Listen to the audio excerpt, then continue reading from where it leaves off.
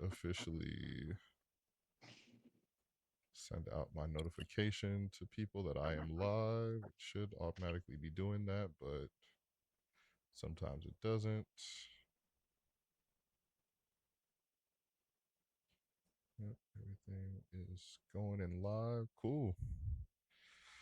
So yeah, I usually like to give it just a couple of seconds to see if anyone jumps in right away, but usually they don't. So I'll just jump right into the introduction. So welcome everybody. Thank you for joining us again on our fourth edition of our Black People Know Things 2016 Albums in Review series. As you know, my name is Darian Wilson, host, founder of Black People Know Things. I'm joined by an established group of experts tonight to discuss the fourth album in our 2016 review series, which we have decided to do Frank Ocean's Blonde. And I'm really excited to dive into this album, particularly with this group of people, because I know one, they have great music taste. Two, they're Frank Ocean fans and they love this album in particular. Maybe more than the others. We'll see how they feel about Frank's whole discography as we get there. But I'll let everybody introduce themselves and why. I think the question I've been asking people is what makes you qualified to be on this panel? What makes you feel like you are the right person to discuss this album tonight? Anybody can go I'll go first. first. I'm Dustin Bradley. I think the first reason I'm qualified to discuss this album is because my instinct was to not show up to this event at the last minute and then sell y'all a T-shirt about it for $100 a few years down the line from now. I've been a sad boy forever, so who better to talk about this shit than a sad nigga? Facts. It is Sad Boy Summer. Yeah. Can go next. My name is Mikey Cody Apollo. I'm a Black queer writer and filmmaker from Milwaukee, Wisconsin. I'm qualified to talk about this because in 2023, for my Apple Music replay, I had listened to Blonde for 2,100 minutes. It was also following a breakup, so yeah. I also was featured on a New York Museum page from when they had the Frank Ocean cover of Blonde in their collection. I also have a Frank Ocean tattoo. Did I also mention Black and queer? So I'm qualified by default. Like it's basically a stamp on the punch card at this point. There you go. Oh, so impressed. Oh my gosh. Hi, I'm Jeanaye. I'm Black and queer. I don't know, besides that, how qualified I am to talk about this album, but I'm here to talk about it. You already have your doctorate, so you're very qualified. You're a music Right? you're a music I've listened to aficionado. albums. I've cried to it, I've laughed to it, I've danced to it, I've fucked to it, So I think I'm pretty qualified. The whole gambit of human emotions brought to you by Frank Ocean's Blonde. And you've also been in this seat before. You helped us with our seat at the table discussion, so you are a returning expert, which shows that you just have a wide array of musical taste and an appreciation of music. And that's something that I've known about you for a long time, that music is something that is just a thing for you. So I think that is a something to put on your resume for why you deserve to be here as well, because you know some things. You're not just someone who's like, oh, I've maybe heard the album once or twice, or I only listen to a few things. Like you listen to a lot of music. Like you put me on to some people before, so like you have a musical ear. So I think that is enough of a qualification as is. And yeah, and for me, I do not have a Frank Ocean tattoo. It was on my list of things to do, but the thing that I wanted to get tattooed, I'm pretty sure is the same tattoo that Dustin has, and I was like, I can't cross that line of me and him having the same tattoo. So I haven't rethought. I do want to get a Frank Ocean tattoo. I have to change what lyric I'm gonna get now. So um Dustin, what's your tattoo? I got two. I got less morose and more present, and then I just got like the little racing stripe flag thing right there. Yeah. Yeah, I was gonna get Wait, which one less of those morose would and you more have wanted? present. I was gonna get less morose and more present. You can get it. um, That's just good advice. You can still get it. Shit. We don't be around each other together that much, and even if we did, that'd be whimsical. We run that's around with the same fair. tattoo. Yeah. That's fair. I'll think about it. I'll see. I'll check with folks and see if that passes. You know, because men aren't allowed to do anything these days. I saw a debate that men like couldn't carry fans anymore. Like if it's hot outside, like we can't have the little pocket fan. So like maybe men getting the same tattoo even crosses a line. But we'll see how that goes. We'll see where we're at with that. And yeah, for me, I am a huge Frank Ocean fan. I absolutely love almost all of his work. I won't say all of it.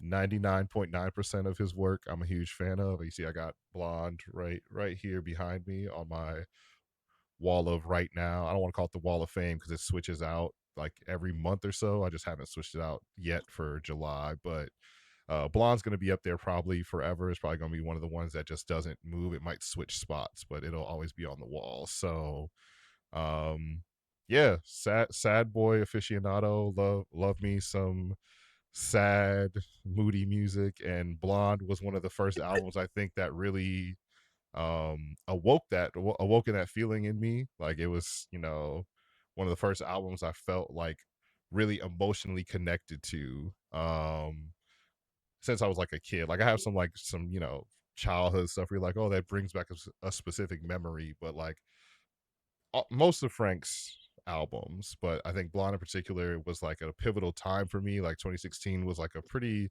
big year in my life. I had a lot going on in 2016, and so it like struck me into a certain way. And like even now to this day, like if I put on the record, if I'm listening to the music, like people around me are like, oh shit, Darian's got something going on, hold on, are you okay, do you need a hug? And so it still has that kind of emotional connection to me that if I just need to cry, if I need a little sadness in my life, like it's like chef's kiss of like just that little bit of feeling that I need.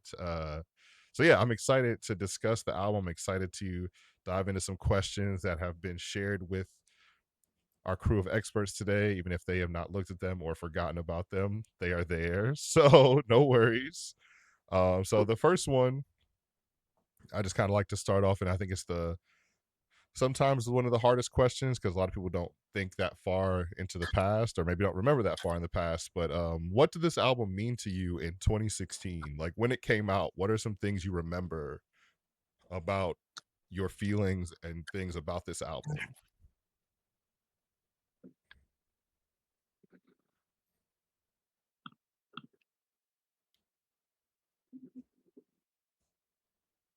I want to be on some teacher's pet shit, but I'll go.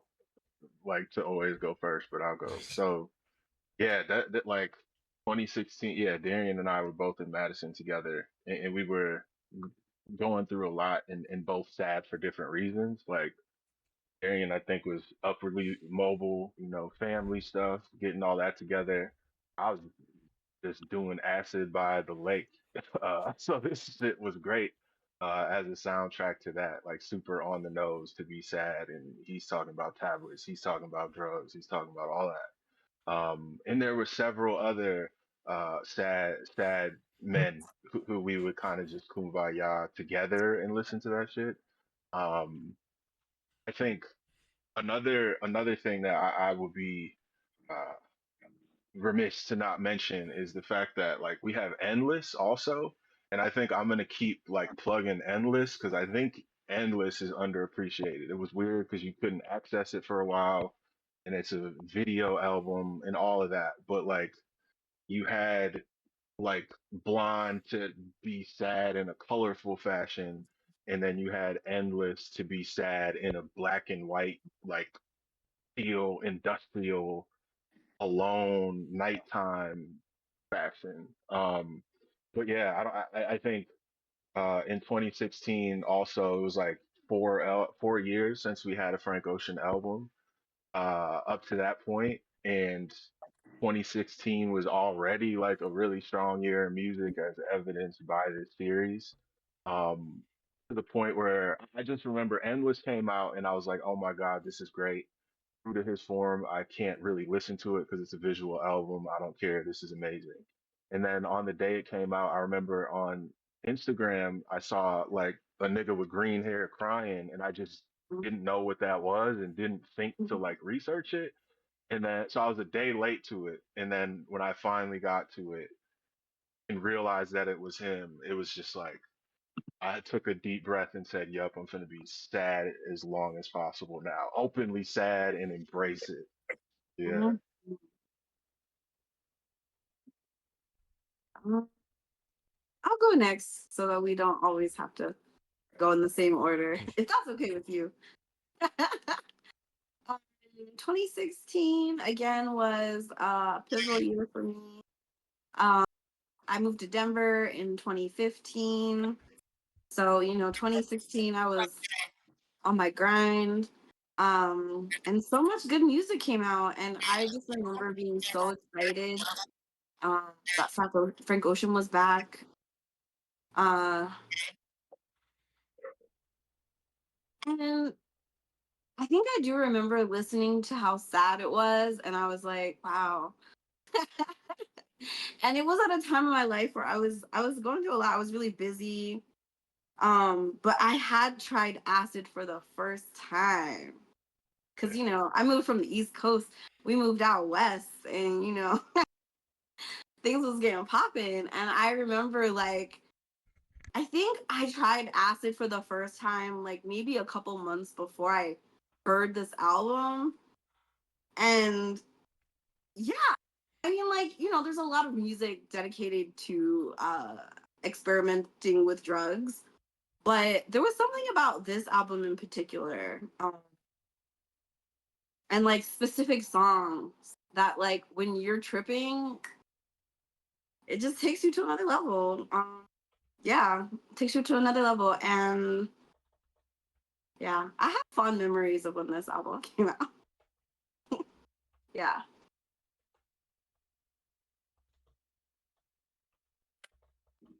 Okay. So I'm gonna be the odd one out. When this first dropped, I did not like it. I was very much on the boat of Channel Orange is better, and like I don't really like care for Blonde. I remember liking Endless when it first came out. Like I was on the bus, like listening to it as soon as it dropped. Like whole thing was with it, and then Blonde came out, and I was like sitting with it, and I was like, no, maybe not for me. And I don't know if it's just because at that point in time I just didn't really, I don't want to say like appreciated music because there was just so much that came out that year that I remember like taking the time to like sit with and replay. But Blonde I listened to once and was just like, I don't know, maybe my boy just put out too much at one time. I don't know. So I really did not appreciate this album until years after it came out. Oh. So yeah, I was definitely the opposite. I didn't care for Endless at the time. I was still hit or miss on Endless. I think I need to give Endless, I haven't given it a full run. I haven't given it like probably the listens that it deserves. For a multitude of reasons. The lack of access, you know, I think because I loved Blonde so much, it was like I don't need more. I was like it's hard to get away from Blonde because I loved it so much like instantaneously. It was like this is it. Like inject this into my veins. I don't need nothing else. We're good here. And so I didn't give Endless I think a fair shot, and I probably still haven't even 10 years later. I probably still haven't given Endless a fair shot that it might probably deserves.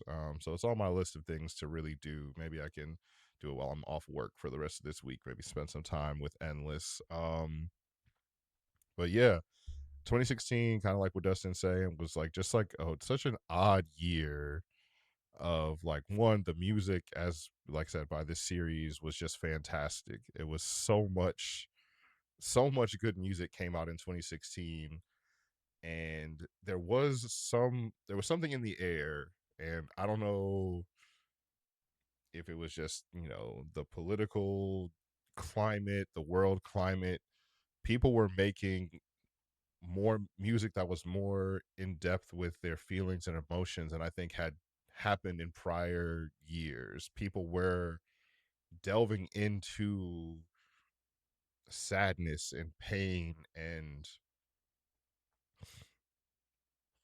trying to think of the best way to put it. They were like delving into some of those harder emotions that music had often kind of, for a while, it kind of had skipped over. Like obviously, we have the blues and we have jazz that's very like mournful and like has a certain solace to it. But like 2016, like even with some of the albums we talked about so far, like A Seat at the Table has a lot of that.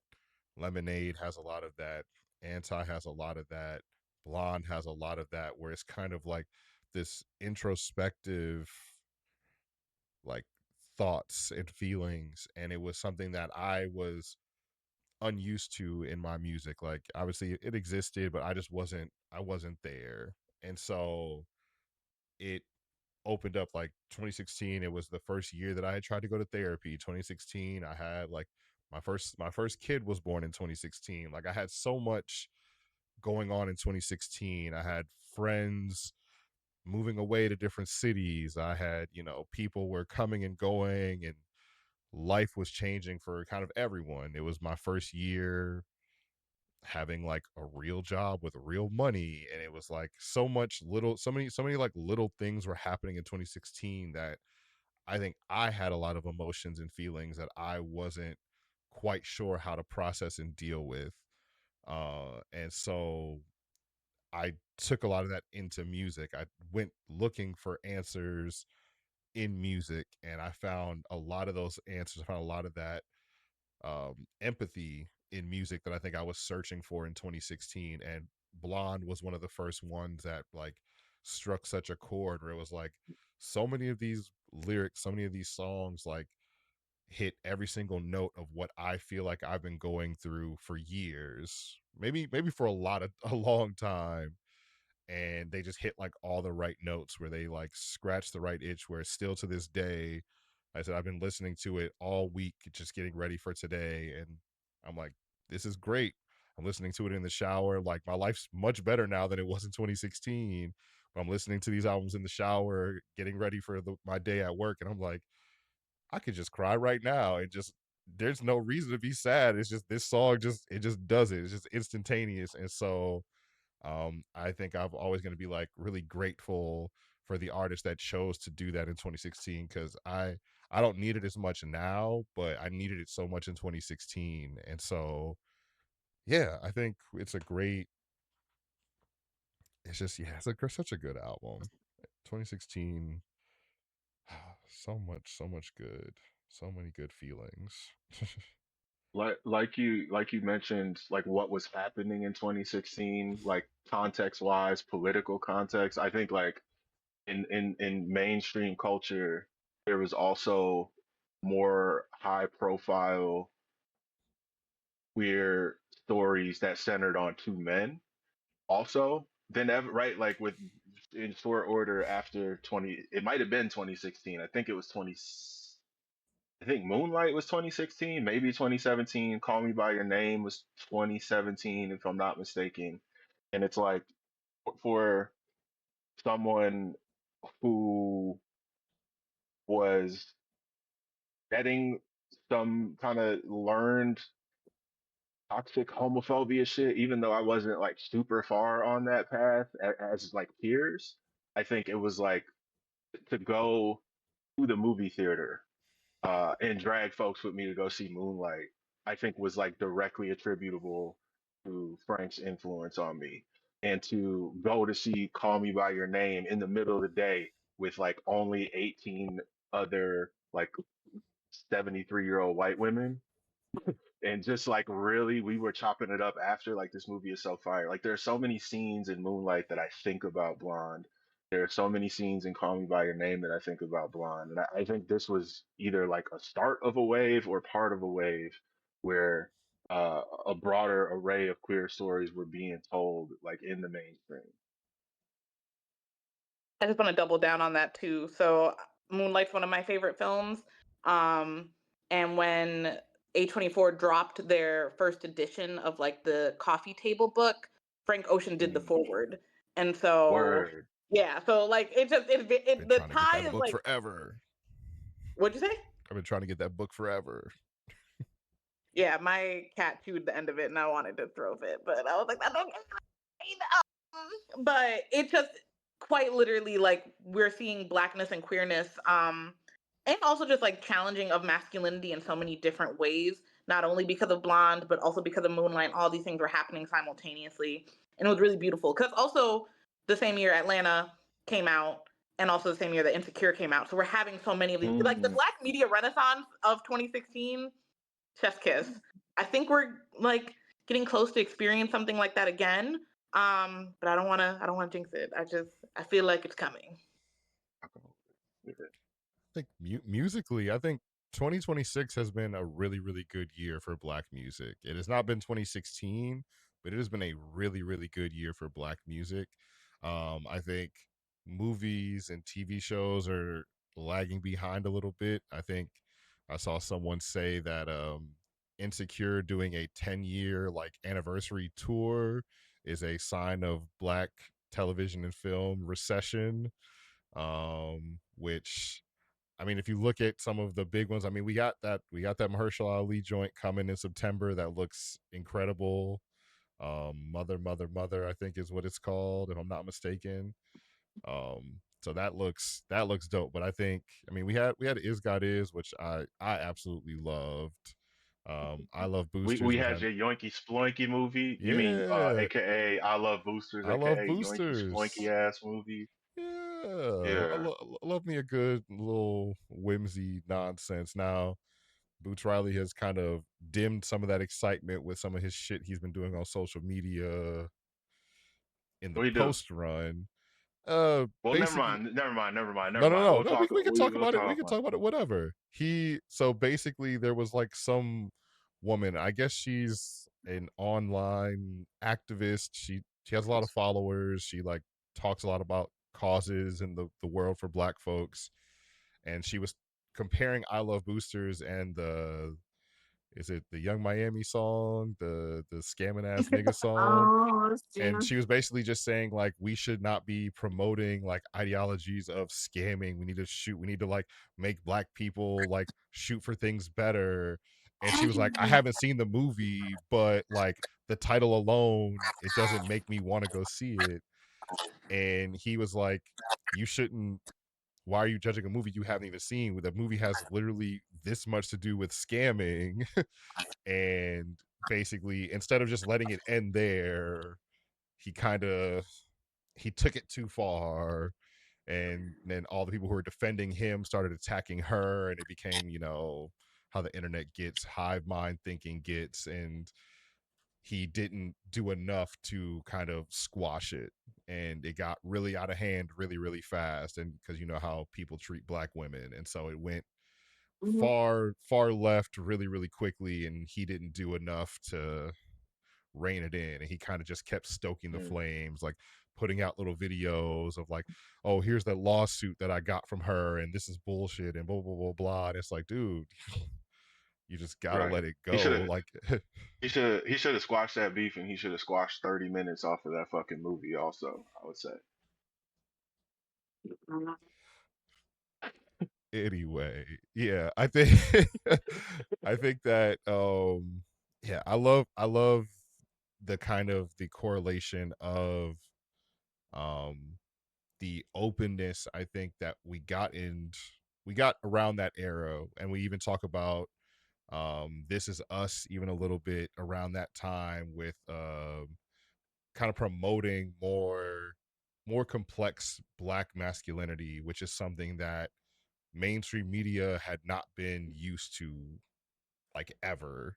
Like it was kind of, you were either hyper masculine or you were hyper feminine for like Black men in major media. There was not a lot of in between, and it was really powerful to kind of live in a time where we had so many representations of masculinity, even in some in like the same projects. Like I think even in like Frank's discography, you kind of like get so many different takes on masculinity, and so it's really cool to kind of reflect on that and see the impact that that has. And I think that leads into kind of a good segue to a next question: is what do you think that the impacts of Blonde and or just Frank Ocean in general, what do you think that impacts of this album has had on mainstream black culture, mainstream American culture, or I mean, preferably obviously just mainstream black culture, because I don't want to speak for everybody, but what do you think the impact of this album has been on the world, I guess? Your community, if that's the world, or the world in general, or yourself.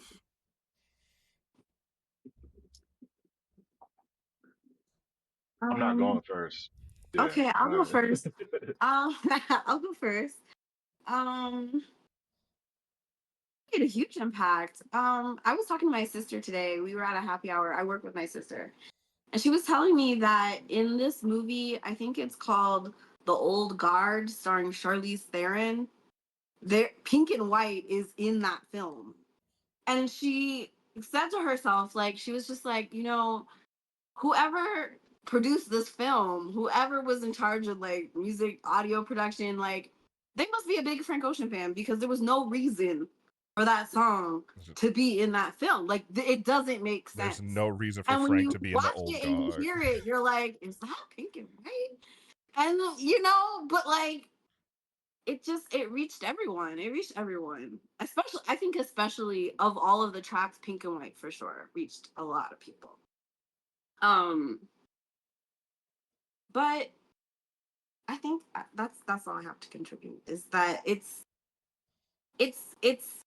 has a heavy influence on pop culture for sure. I mean, you hear his songs in commercials, you hear it in movies randomly. They play it at my office. Yeah, hit the mainstream for sure.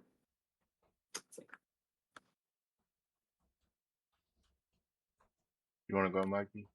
I do. I think the influence of this project really touches, particularly for Black folks, and I feel like I can say this safely, but particularly like Black men, this idea of like vulnerability as like a superpower, vulnerability being a source of strength, just because the project is like everybody jokes like we've all seen the memes where it's just like I was in my car and I was crying to self-control, but it's like everybody, whether it's been public or private, has had like a self-control moment where it's just like you're either grieving somebody that you loved or like a version of yourself that you loved and feel like it's unattainable. Like it just is like so raw. And it's one of those things where I think self-control is the one I think of, like the way you were saying. I think Pink and White is like what most people, I think self-control is like, at least in my community, but maybe again it has to do with just being like a sad girl, like the idea of like people just talking about that song specifically. It just showed like, I don't know, it just like kind of I think changed a lot of the dynamics around gender and heartbreak too, because I think there's always this thing of like this idea that like women are the ones who are like grieving and sad and on the floor, but like here you have Frank thinking presumably about like another nigga being like, this is destroying me to the point that I will compromise and just lay between both of y'all. Like, what the fuck are we talking about? Like, it just Yeah. is. Obviously, I'm jumping ahead. This is like one of my favorite songs off the project, but like, Yeah. it just is so good. And I was having a conversation with Genesis earlier too, and we were just talking about even like to sonically, like the influence that Blonde had. I thought he was being petty at first, and he was just like, "These niggas want to be blonde," and I was like, "Not too much." But he was like, "No, it's like these niggas want to be blonde, but they don't have the ingredients to be blonde." Like the influence of even then, like whether it be like either production or even just folks thinking that they're accessing a certain level of depth, but it's like really surface level. Which is funny because I think the same going back to this idea of Moonlight, like you see so many dramas, especially that are just like, oh, we're gonna throw on some pretty lights and we're gonna get an awesome cinematographer. Now we've created Moonlight, and it's like you don't have the range, you don't got it. So you see you see like where like Frank's hands are like on these different things, whether it be film or music. Um, and really, I don't know, just because of how Frank be disappearing off the face of the earth, I don't think that's ever his goal per se, but it is just very interesting to see. That's yeah, a lot of what y'all said resonated with me, especially the film piece. So I think anytime a Frank song is in a movie, it elevates the movie from like poor to fair, or fair to good, or good to great, right? Like there's the movie Waves, which if you haven't seen, it's like damn near only Frank Ocean music, and it's Sterling K. Brown on some This Is Us shit, making everybody in the fucking theaters cry throughout the movie. I saw that shit with my wife, and we were just blubbering the entire fucking time. And then they play a Frank Ocean song to like heal you and warm you. There's like the Mahershala Ali album, Swan song, like Moon River, and that shit destroys you. I saw a horror movie that's one of those like low budget new horror movies. I don't want to spoil it. And the movie was like fine, but then towards the end credits, a Frank song comes on, and me and one other motherfucker in the theater were like, "Yo, this is the best movie that's ever happened," just because of that. Like, yeah, I think that says a lot. I think to the point you brought up about like vulnerability, and particularly male vulnerability. I think like for me, there are like three on black male musicians and what they meant to me and what they said about vulnerability. It goes like Fly to Prince to D'Angelo, and the lineage between those three is like very clear. I think in their musicality, in the way that they just do everything right. But it was like I was vulnerable in the fact that this nigga was just on coke, slumped over the piano, but singing about some family affair shit. That's like really vulnerable to do. Then Prince had the little pants with his booty out, but was able to bang anybody he wanted, and that's super vulnerable.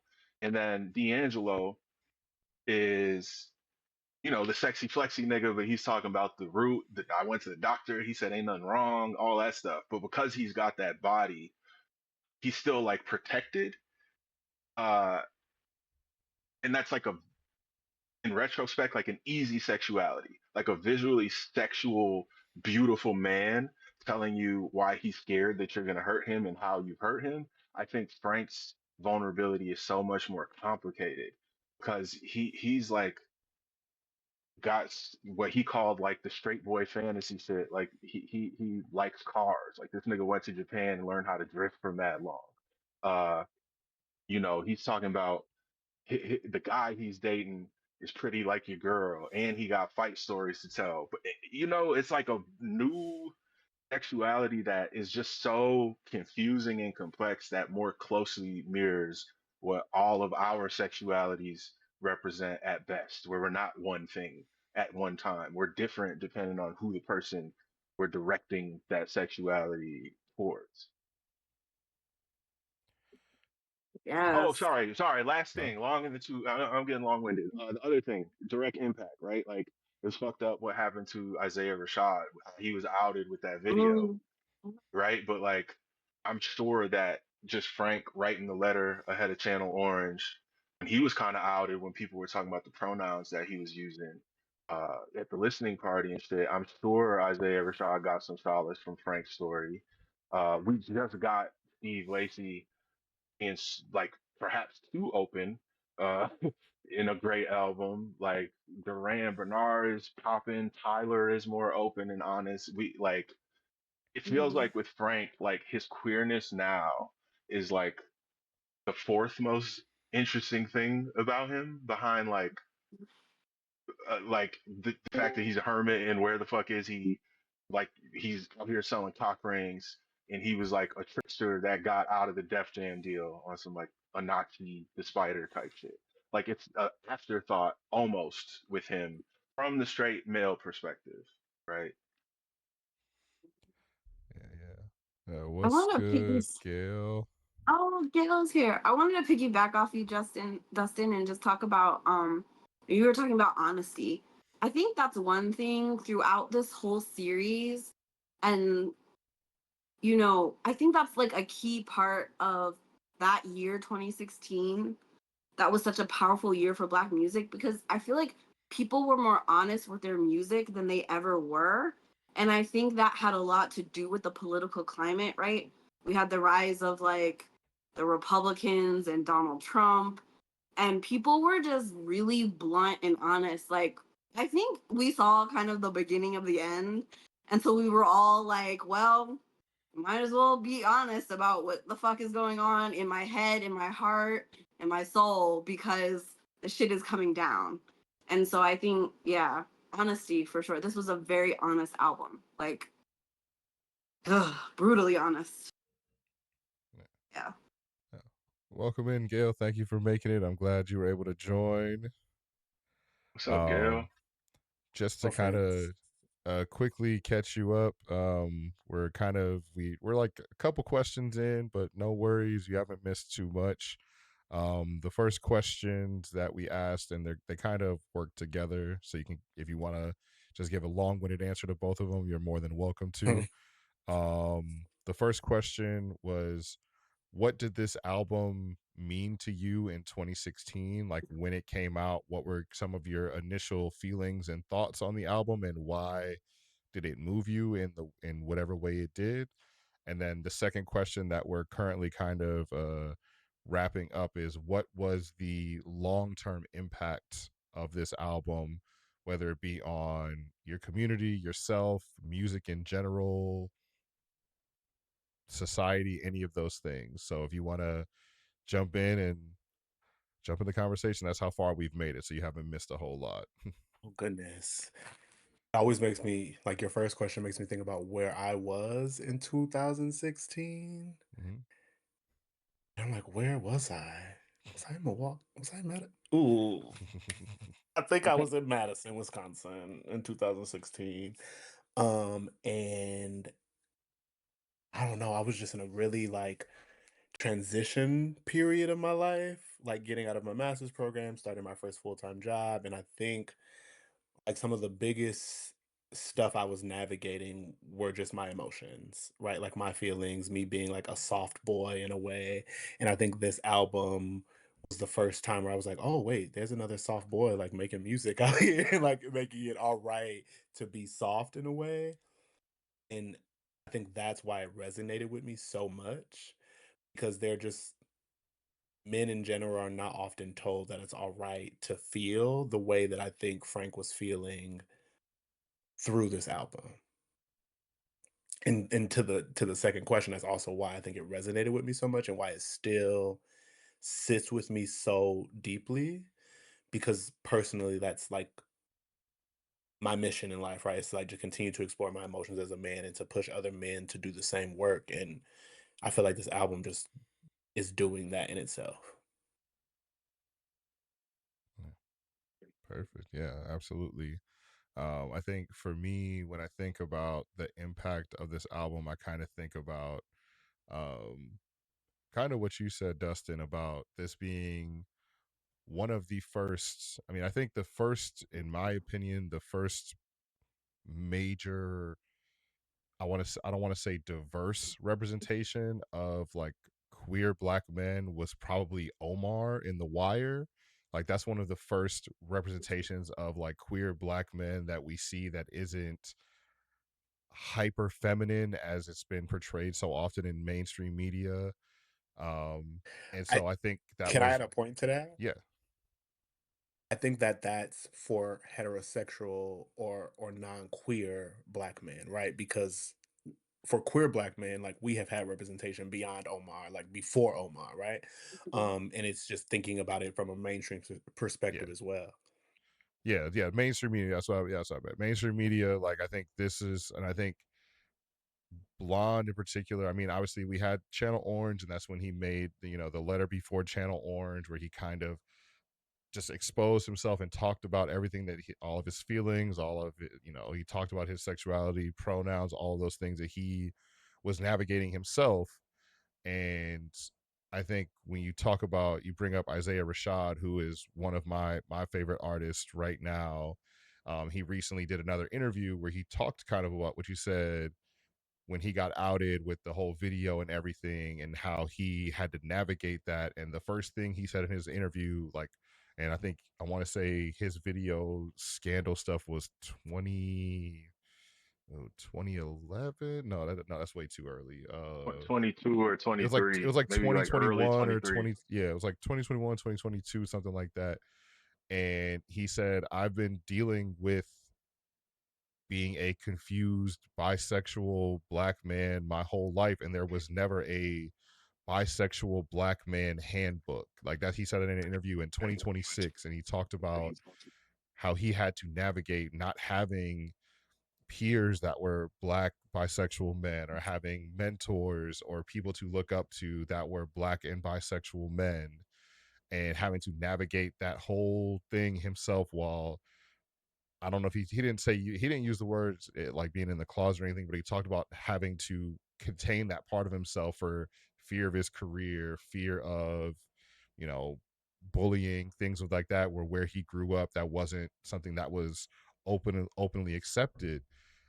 And I think that I like to think that we are living in a world where things are progressing enough where that isn't so hard to come by, where people are able to see and find mentorship, community, representation, as you said, Gayle, in mainstream media that is diverse, that is kind of like you said, Dustin, where Frank, he likes to drive cars, he talks about getting into fights, and he does all these things that we as heterosexual black men, we weren't exposed to that in our media and things that we saw growing up. And so I think that because Frank has been so open and vulnerable, even as he goes disappearing, his where we're on almost 10 years of disappearing minus the Coachella fiasco.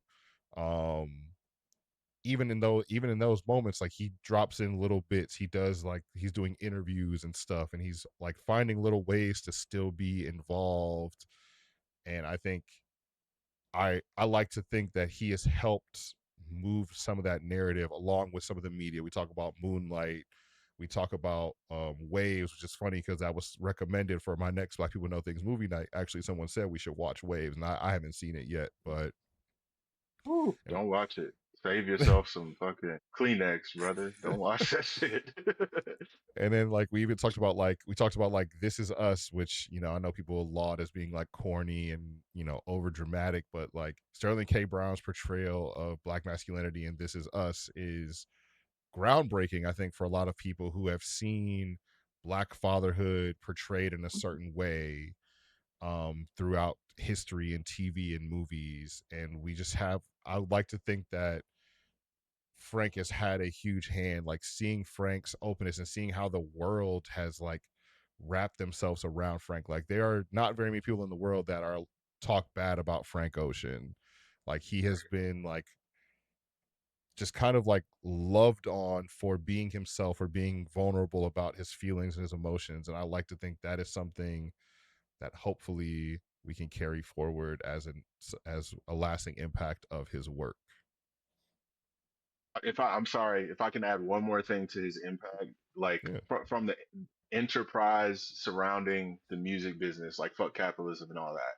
But like, I think the business of music has taken in the pressure to produce and create and to always be in the public eye, has taken so many of our heroes and our geniuses, right? Like, there's that Questlove produced and directed documentary Sly Lives or The Burden of Black Genius. And right, we see so many examples, particularly for black men, but also so many black women. Marvin Gaye, Donny Hathaway, all of these brilliant people who the pressure of being in the public eye and providing for whoever they have to provide for has killed our geniuses, quite literally, right? And I think the way that Frank is just so in control and intentional of what he does, and is like, I'm not gonna do some shit just to do it, right? So, like, I mean, D'Angelo dying, like, he was gone for mad long because of the pressure of the image that he built up, and like, I think Frank is providing a new example along with Andre 3000, even though obviously none of us fuck with the Flute album. Like, these niggas are doing what they want. Like, they're taking care of themselves. And like, we gotta care for and love the quote unquote like best of us. And like, we can't get blonde without that nigga living his life. So however many years it takes, take that many years. Sell your cock rings.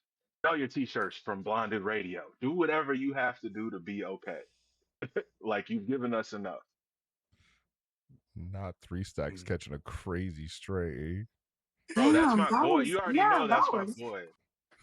Uh, I love him. I tried. I was caping for the Flute album mad hard. And then like fell 3 months asleep. later I had to be like, nah, it was bad. I'm Which is not doing I also it. fell crazy for you to asleep. I say went to that see him when he live has and one of I the fell best asleep. songs on his album. It's okay. Right. Hermits unite. He made it okay to be a hermit too. As a nigga who will disappear for months on end on niggas, he made it okay to be a hermit. That's the importance of Frank Ocean. You know, another thing I just realized that 2016 was also a pivotal year because Prince died. Mm. Yes. And Frank Ocean is a huge Prince fan. And his music reminds me a lot of Prince. Like you can tell, you can see the Mm. influences, heavy Hmm. influences, right? And so I was thinking about that, and I was just thinking about like, wow, I think like once Prince died, people were like, damn, I gotta put some shit out. Like I gotta say some shit. I gotta like be honest and be, just really dig in. And so yeah, I was thinking about that. I was like, damn, Prince. Yeah, yeah. Mikey, that's like you said that I'll sleep between y'all. It's nothing.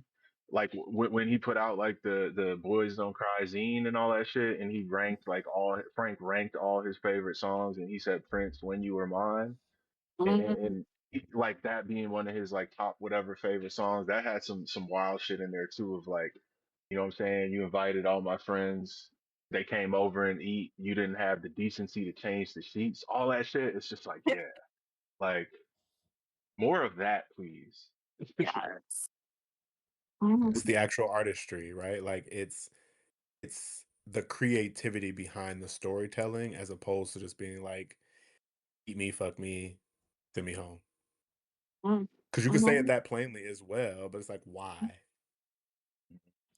Yeah, we talked a lot about when we did our Solange 2016 album review. We talked a lot about working with intention and Mm. creation with intention, and I think that is something in the world we live in with so much emphasis on quick gotcha cash grab. I got to make a TikTok song that's going to go viral that's only 35 seconds long, and we have this, the growth and lack of attention spans, and we have all these like little things that have impacted the music industry. 2016 feels like a year where people chose to slow down, people chose to be intentional with what they were creating. And we had the conversation with the Solange album where we looked it up, that she started writing A Seat at the Table in 2008, and she started writing Seat at the Table in 2008, and she didn't put it out until 2016. And so Mm. that is creation with intent. That is taking your time to make a project, whether you are waiting for yourself to be ready, waiting for the world to be ready. You need some global event to take place to be like, no, the world needs my album now. Rather than, oh, the record exec said I need to make an album every year and a half, or I got to do a TikTok song every 6 months, or I'm going to get dropped. It was 2016 feels like one of the last years before kind of that took over, before the pressure to Mm. go viral took over, before we had this like, and 2016 had its fair share of viral stuff. Like we talk about Formation, and we talk about like Work by Rihanna being like a huge viral, like quadruple diamond song. But those, even those ones are viral for the right reasons. They're not viral just because they're flash in the pans. They're viral because the music was created with an intention. And I think that is something that stands out with most of Frank's work. You are not getting just slop thrown at a wall. And not to throw anyone Mm. under the bus, and it's funny because Drake has talked so openly about how much he admires Frank Ocean, but Drake had the ultimate slop at the wall moment this year where he's like, I'm just gonna drop 3 albums all at once. I don't really like, I think of those 35 songs, like maybe 6 of them were even decent. And not even good, decent. And Y'all people. listen to that? So why do we have to throw shots at Drake? No. Listen. Wow. No, let's not even talk about this nigga, man, because No. that's gonna Listen. fully And listen. And people. But derail that's the the whole thing, though. thing. No. But that's the thing, though. People have said that he did that to get out of his deal. He pulled the Endless. Like he was supposed to drop one album, but he had 3 albums left on his deal, so he dropped 3 albums to get out of his deal. He pulled an Endless basically because of the inspiration that he got from Frank, the bravery I guess he got from Frank Ocean doing it.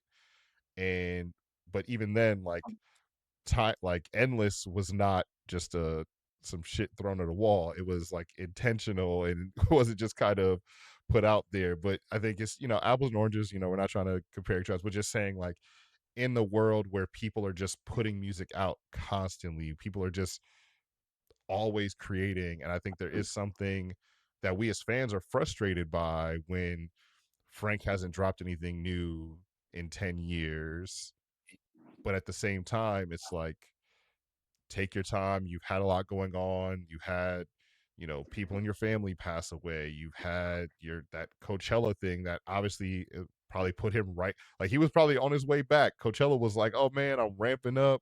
We might have something coming. And then whatever the hell happened out in California. Sometimes you He, gotta ghost a nigga, man. I don't know. Sometimes the vibes are off and you just don't go. yeah, It's fine. We get it. yeah. That's okay. Yeah, he got there and he wanted an ice skating rink, and they said you can't do an ice skating rink, and he was like, "Well, fuck it, I'm leaving." And Right. hey, That's when never happened to you. That never happened to you. You wanted the ice skating rink and niggas you said wanted an ice no. skating rink in the middle of a 95-degree desert in California, and they said yes, and then they told you no because it was gonna fuck up the wires. Whatever, you got to do what you got to do. No But vision. no vision. No Um, vision. but yeah, so I think we talk about intent, and I think we talk about intention, and we had a lot of conversations that I've pieced together, some songs people have talked about, songs they love, songs they may have feelings on. So we'll jump right into the next question. What is the most overrated song on Mm. Blonde? Y'all Coming can at you, say Nay. whatever you want. I don't think Nike's is that good. I'm sorry. Oh yeah. You I only agree. wait. What? I agree. What? Wait, what song? Nike's. Oh, Mm-hmm. You. It's all right. It's a nice little opener. What? sorry. Beautiful You gown. kidding me? Beautiful Beautiful, gown. beautiful gowns is Beautiful gown. crazy. Beautiful gown. Beautiful gowns Ow. is nuts. What's Could have that? done without it. Oh my With gosh. Nikes? Nikes is overrated? I tend to skip it. Mm. I skipped it today. You skipped Nikes I think today? today Yeah, too. after like 5 Twice. plays, but like I tried to listen to it and I skipped it You skipped twice. If You Need Dick, I Got You, and I Am from the line? Because that it Know just all didn't of the lyrics. feel I it know didn't all of the feel lyrics. real. However, in the grand scheme of Blonde as a project, what does Nike's really do? She's I'll just tell kind you of what it did for there. Dustin. Nah, for Dustin Bradley, Nikes, I could not get past Nikes for a week. I did not hear Ivy for 1 week after the album came out because I was just running Nikes back. Like, if you just listen, like,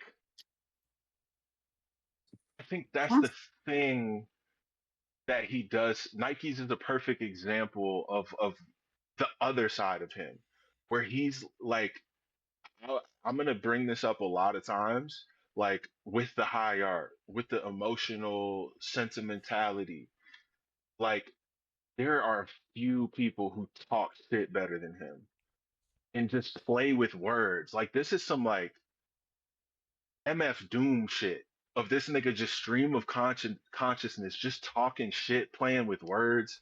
Like I think that's the thing about his pen, like Nike's is why his pen is so sick. Just the wordplay shit. Like he don't care for me, but he cares for me. That's good enough.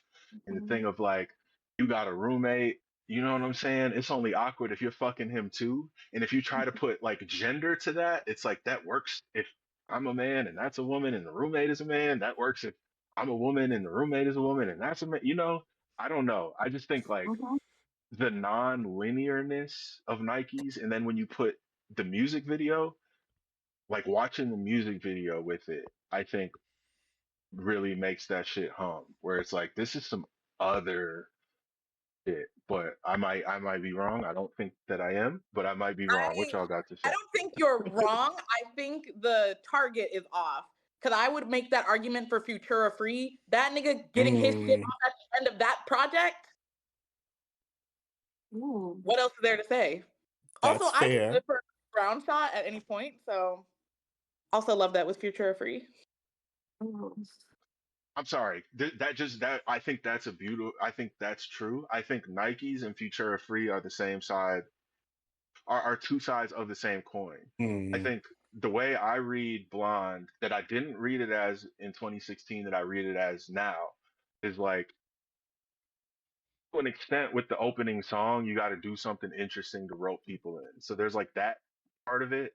But also, like, I think Futura Free is to me him expressing a lot of gratitude to fans and the people that made him for him being able to live the life that he has now, to have the freedom, right? Where he's talking about, I ain't worked a job, I ain't on no sales floor, all that shit. I think Nike's is the immature version of that, where he's like, yo, I'm out here, I'm wilding, I'm talking my shit, fuck y'all, I'm doing all this shit. And Futura Free is him, like, now.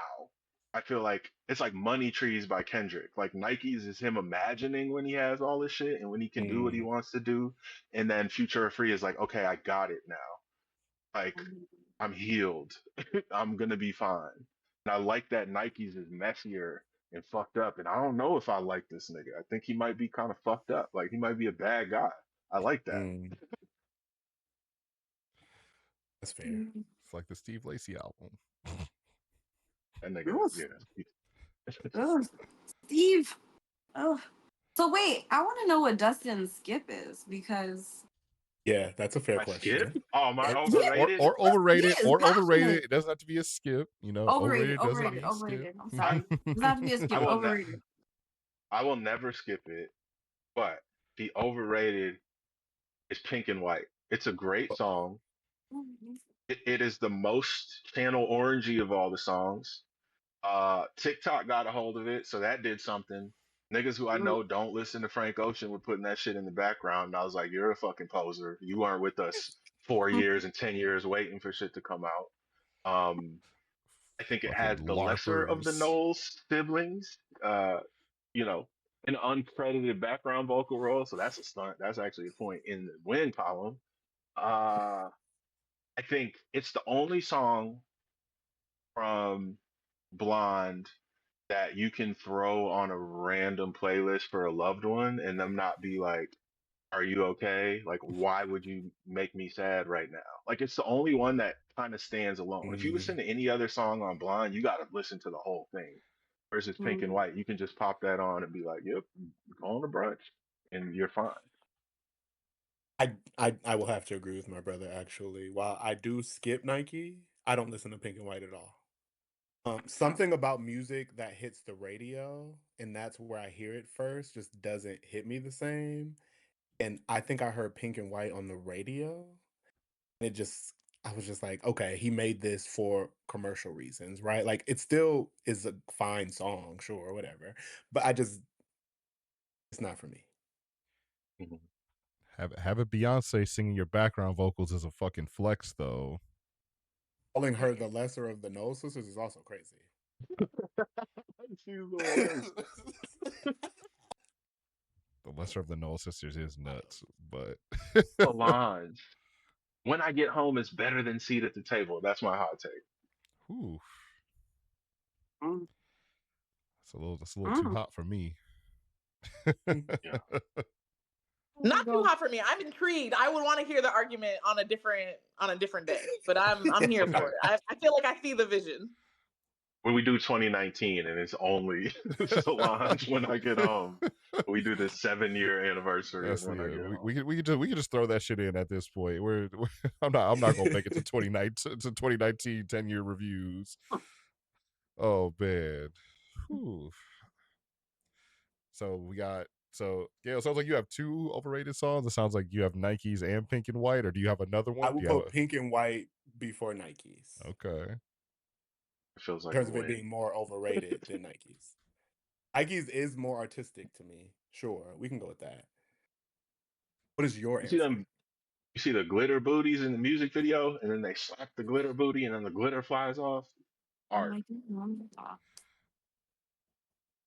Uh, No, I don't know. I think White Ferrari is my most overrated song. Ooh. I'm Let's Question. genuinely let's shocked. talk about it. I'm Question. genuinely It's shocked. always been a skip for me. Like I don't even. That You that that was also my hot take. That was That gonna be was my hot Darian's take. hot take. That's the one I have tattooed. Ugh, I love my Ferrari. what do you have tattooed? That's probably my favorite song on the Great album. song, but Ooh. I You just can't say, "Oh, I skip it every time." Great song, but Right. Wow. Wild beautiful, after the beautiful fact statement. gal. Why Beautiful do you skip gal. White Ferrari? yeah, I think like you know how with some like music apps you can like download certain songs and it'll only show you like those songs that song was not even I had to like look, I was like, oh shit, I forgot about that. And then I Why listened did to it you again, I was like, oh okay. Can you tell us why did you why? instantly backtrack though and say like, oh, I've had white Ferraris over to my house. So I don't. It's fine. Like, why did you backtrack so quick? I don't know. I mean everybody's a critic. Stand on it. I respect it. I Hey, understand. yeah, everybody's Not a personally, critic. but I'm I listening. Yeah. I have no use for white Ferraris except for the last minute and a half. Mm, The first 3 minutes of Is the the best. song can go. yeah. That's I just need the insane. last I just need the last minute and a half. I Yeah. am shocked. And you know what? I That's think that's crazy. when I used to listen to it more because I would always like the end. Mm-hmm. But then I just got so tired of like, not tired. That's fucked up. But you know what? I was like, I don't know that I want to like hear this whole song just to hear that last part. I have cried to that song on multiple occasions. Man. Wait, two questions. Mikey, what is the lyric you have tattooed? Gail, what are the points at which you cry in that song? Why we got to explain our positive explanations and they don't got to explain their negative ones? No, I want to Wait, hear. I want to hear these. These are great questions. Those are good Now questions. I want the heat off me. I'm what? nosy now. I No. want to know. Somebody knows. So my Frank tattoo is also a Spider-Verse tattoo. So it's I'm sure we're taller in another dimension, but the That's dimension the part is like the Spider-Verse glitch. that's fire. Oh, that's Thank fire. you. Oh But shit. yeah, I like want to walk down the aisle to the last part of White Ferrari. Like I fucking love White Ferrari. The Like last minute, fantastic. Yeah. also just the lyrics. I'm sure we're taller in another dimension. You say we're small and not worth a mention. Use the Crazy. fuck out of me, Franklin. Like what are we talking about? Franklin. Franklin. Not his government name. What the hell? Franklin. Franklin. I just picture the turtle. What if you get a Franklin the turtle with Frank Ocean quotes? That's Oh, I like Period. the love it. wild one. Meta. That's I Yo, good. love I'm gonna get a Franklin the Franklin the Turtle. turtle tattoo and then get slide on me. Uh, Franklin the Turtle as was the not quote weird. from Endless. Nice. Okay, not to bring up the trauma though, but Gail, I do want to know what points like got you in your feels. Yeah. I don't. It's something about the way that he is talking about that he loved this person and he's okay that they are gone. Right? Like, as opposed to like, this hurts me so much. I'm really, really sad that you're gone. It's like, I accept it. I'm really grateful for what we have been through. And I really hope that you are on to better things. And something about that just sits in my spirit so well. And then when you get to the end, when it just it's just like like I tried amazing. to It's it. beautiful. It's a Got to. I'm beautiful gonna check. song. It is a beautiful song. It's not my most His pen overrated. game is on. He was writing. Yeah. That is not my Right most team. overrated song, but I definitely What prefer is the yours? last minute and a half. It's pink and white. Okay, okay. I You're think back on pink my and white. side. It's too it doesn't fit the like it doesn't fit the vibe of the album. It's too I think Dustin makes a good point. It's too channel orangey It's like too poppy. It just doesn't fit with the rest of the album. And I understand why it exists. I understand that we need that in this album. Like I think every album needs like a break, but I think it also comes too early. It doesn't provide that emotional break that it's supposed to because it's the third song or yeah, like that needs to be like song like 7 or 8 to give us like whoo, catch your breath and then let's get sad again. And so I think that Pink and White to me is the one that I think maybe because the Beyonce background vocals, I think because of the poppiness of it, I think it just doesn't mesh with the rest of the album. But I mean there are no skips. I'm not skipping anything. If I'm listening to this, I'm listening to the whole thing. So y'all having skips is nuts. I can think something's overrated and I'm still gonna listen to it. Having skips is crazy, but yeah. At least I skip Nikes. I don't listen to Pink and White at all. It doesn't even make it in the like.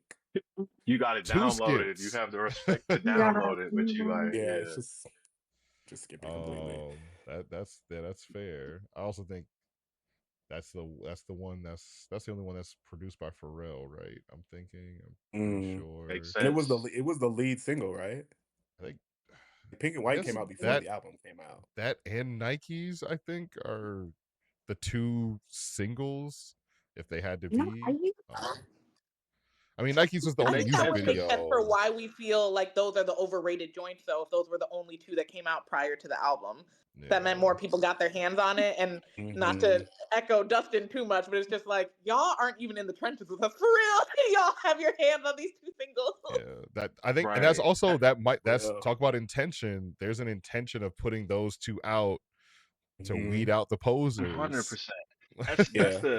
That's the like before, probably like around this time it got more muddled. But if you look back like historically, like the intentionality and the business mind that Frank has, like in the traditional album format, like usually the third song is like one that's supposed to like break.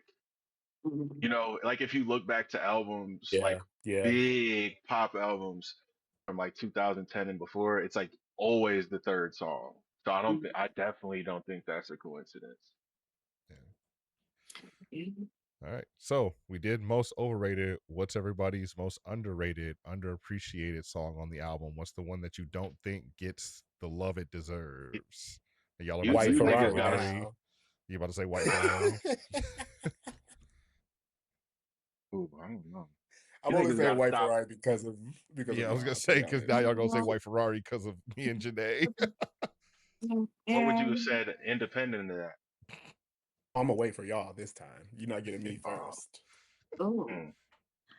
I think the Godspeed into Siegfried, like that. Oh, did I go out? You're still talking, but your camera went away. You're still talking though. We can hear you. Okay. Yeah, I think it's the Godspeed into Siegfried. I think that like whole, like both of them together and the transition between the 2. Like I watched someone do like a TikTok TED Talk on Godspeed and I was like, yeah, ball. But I feel like that one is not like appreciated to the degree that it should be. I need people to for overrated or underrated song. Underrated. Y'all gotta stop. Underrated. Underrated. Y'all gotta stop sleeping on Facebook story. That shit is fire. No, are we calling that a song? We calling that a song? Nah, I'm playing. My answer was going to be all the skits. That was going to be my answer. I think the skits are criminally underrated. Facebook, the French Facebook story, nigga, is wild. But I like the role it plays in the overall story. But my like true answer, I think, is Pretty Sweet. I think like that one is viewed as like filler or transitional for a lot of people. But as we think about intentionality, like because I was like probably poor or undermotivated, like I didn't see him live in 2017 when he did like 5 to 8 shows or whatever. Like but the YouTube recordings are up and everybody should watch them. Like he opened those shows with Pretty Sweet before he even came out. And that made me realize like that song is hard as fuck. Like Mm. there's like that weird like sound effect that sounds like the sky is like ripping apart. There's like the drum and bass part towards the end. Like that shit is just hard. I don't know. And anthemic. Like we think the only anthemic like stadium status song on the album is like the I know you gotta leave. I think Pretty Sweet is pretty anthemic also. Mm.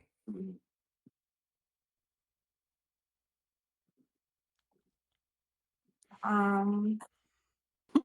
Wow, I'm going back. I'm now like, wow, did you just change my mind about Pretty Sweet? But no, I think still for me, it's Godspeed. Mm. Yeah. Yeah. Like the end. Ooh, the little chimey No, if shit it's, that but sounds I like don't when you know. get to heaven. Yeah, but I don't know that it's underrated. People don't talk about Godspeed. I think it's underrated. You think it is? I love Godspeed. I I think feel like so. it's probably See, under. I I feel love like it's a little it. So that's why underrated. I'm like, Yeah. Right, but it's like our fifth or sixth or seventh or eighth thought. Like okay, if the yeah. rest of the shit wasn't so strong, like if Brent Faiyaz did Godspeed, we would be praising this nigga up and down. You know what I Which is mean? crazy. Like I You know what? Crazy. Groundbreaking. That's insane. Godspeed is it for me. It's like a toss up. It's between Godspeed and Self Control. You think Self Control is underrated? I don't think so. I don't think people talk about. We haven't talked about it at all. I You think weren't because here like when we that's talked gonna about be it. Oh, we Oh my talked about no bad. it. no Okay. no. I think when we get to best song and favorite song, I think Self Control is gonna have its day. Like Oh, yes, for sure. absolutely. Okay. Yes. Fuck. Mhm. Godspeed Yeah, for but sure. Godspeed won't. Godspeed for sure. And to Mikey's probably point, I true. actually think Siegfried a little bit. Like I don't think Siegfried really picks up until you get into it. So many people don't get into it. It's such a good song. 100%. Yeah, I feel like the end of the album is just like so like floaty. It's just is so like light. That I think Mhm.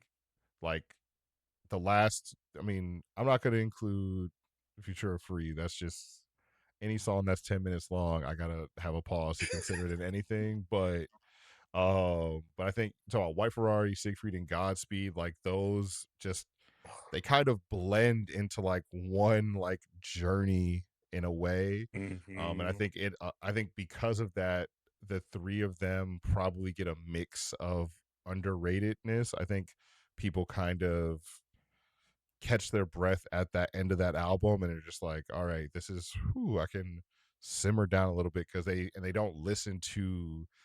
I think that those are some of the songs where his pen shines the brightest. Like I think Yeah. that's where you got to listen to the words, and I know that that's not everyone's strong suit. So I think those three are always going to be a little bit underappreciated in that way. Um and yeah, and outside of that, I'm not sure what people consider like underrated. Like I don't it Skyline 2 is probably not underrated, I'm assuming. Is it? I think where it sits in perhaps the most difficult. Let me pull the list up, but I think that song sits in perhaps the most difficult spot on the album. Because Let me if that's confirm. considered underrated to people, then that is my answer. Bro, Mm. Skyline 2 sits between Solo and Self Yeah, Control. Like yeah. Skyline 2 is never gonna get attention Perfect. Then because that is my answer. Then I that's think my answer. that's the like catch your breath song, but that shit is so good, man. Yeah, that Uncredited Kendrick. Like Kendrick is just saying some shit on that, ain't he? uh Oh shit. maybe Like I think he's the one who says smoke, haze. Mm. I think that's all the nigga says, and then he left the studio. it might be. You might be Are right. you? I swear, I might not be making that up. Maybe I am though. I think so. I hope you're not, because then that just shows that Frank was like, let me get some of the biggest artists and get like one word or some humming out of them for this project. Per Reddit, which we can always trust, He's the voice that says smoke haze. Yeah, that's Oh, where I got. Yeah, yeah. Mm. and then he just left. Can you picture his little angry ass? This is smoke haze, and I then can't. leave. He So called it yeah. in. So yeah. Well then then Skyline 2 is my answer for underappreciated song. I do realize like looking at the run of songs, like it's definitely kind of in the same way. I think that like Siegfried and Godspeed kind of get that same treatment, but I think when you look at it in between Solo, Self Control, and then It's the crazy. two skits, like even Be Yourself and Good Guy as skits, even like I think it's sandwiched in a tough spot. So yeah, Skyline 2 is definitely my underappreciated song. It's one of my favorite songs on the album. So um what's their off the script question, what's everybody's favorite skit? What's everybody's favorite non-song component of the Mm, album? good question. Yo, I Oh. like when the moment where she's like, "Don't do drugs," and then it's hand me a towel, I'm dirty dancing, going off to Yeah. that acid, like that shit, Alcohol. fire. There Right? are Don't do people none who of drink that alcohol. cocaine. Unless it's under Lazy, doctor's sluggish, and order. unconcerned. Yo, Is that one Be Yourself? Yeah. Yeah, Be yeah. Yourself. That's my favorite skit for sure. Yeah. I You quote just that gotta shit be so yourself. much. There's so many good vocal stems on this album, Yeah. and I constantly as someone who works with students all day long, constantly is working with students who show up to school high, I am Mm. quoting that shit verbatim on a daily to kids that are just showing up to my classroom high as a kite. And I was like, y'all are lazy, stupid, and unconcerned. Yo, a little piece of trivia in my research for this event. The woman who plays his mother on that skit on the voicemail is the same woman who plays his mother on Channel Orange, who's talking about it's not just money. Where she's like, "You Oh, thought you had to go to prom. You think it's about happiness. No, it's about money." And then she ends that skit by saying, "Ooh, when I get home, I'm gonna make me a hot link." It's the Mm. same lady. what? Mm. That's crazy. I didn't know that. Yeah, That's his auntie for real. right. My favorite skit would have to be Good Guy though. Do we? Is that a skit? I mean, he is I don't singing. think we It can is a call that a song. skit.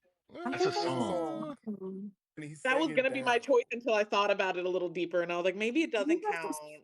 I think that's Good Guy is so I good. I still think that might but be a it's skit. That's not a I skit. listen to it A like a And skit? song for sure. that's also another vocal Nah, stem of mine. You text nothing like you look.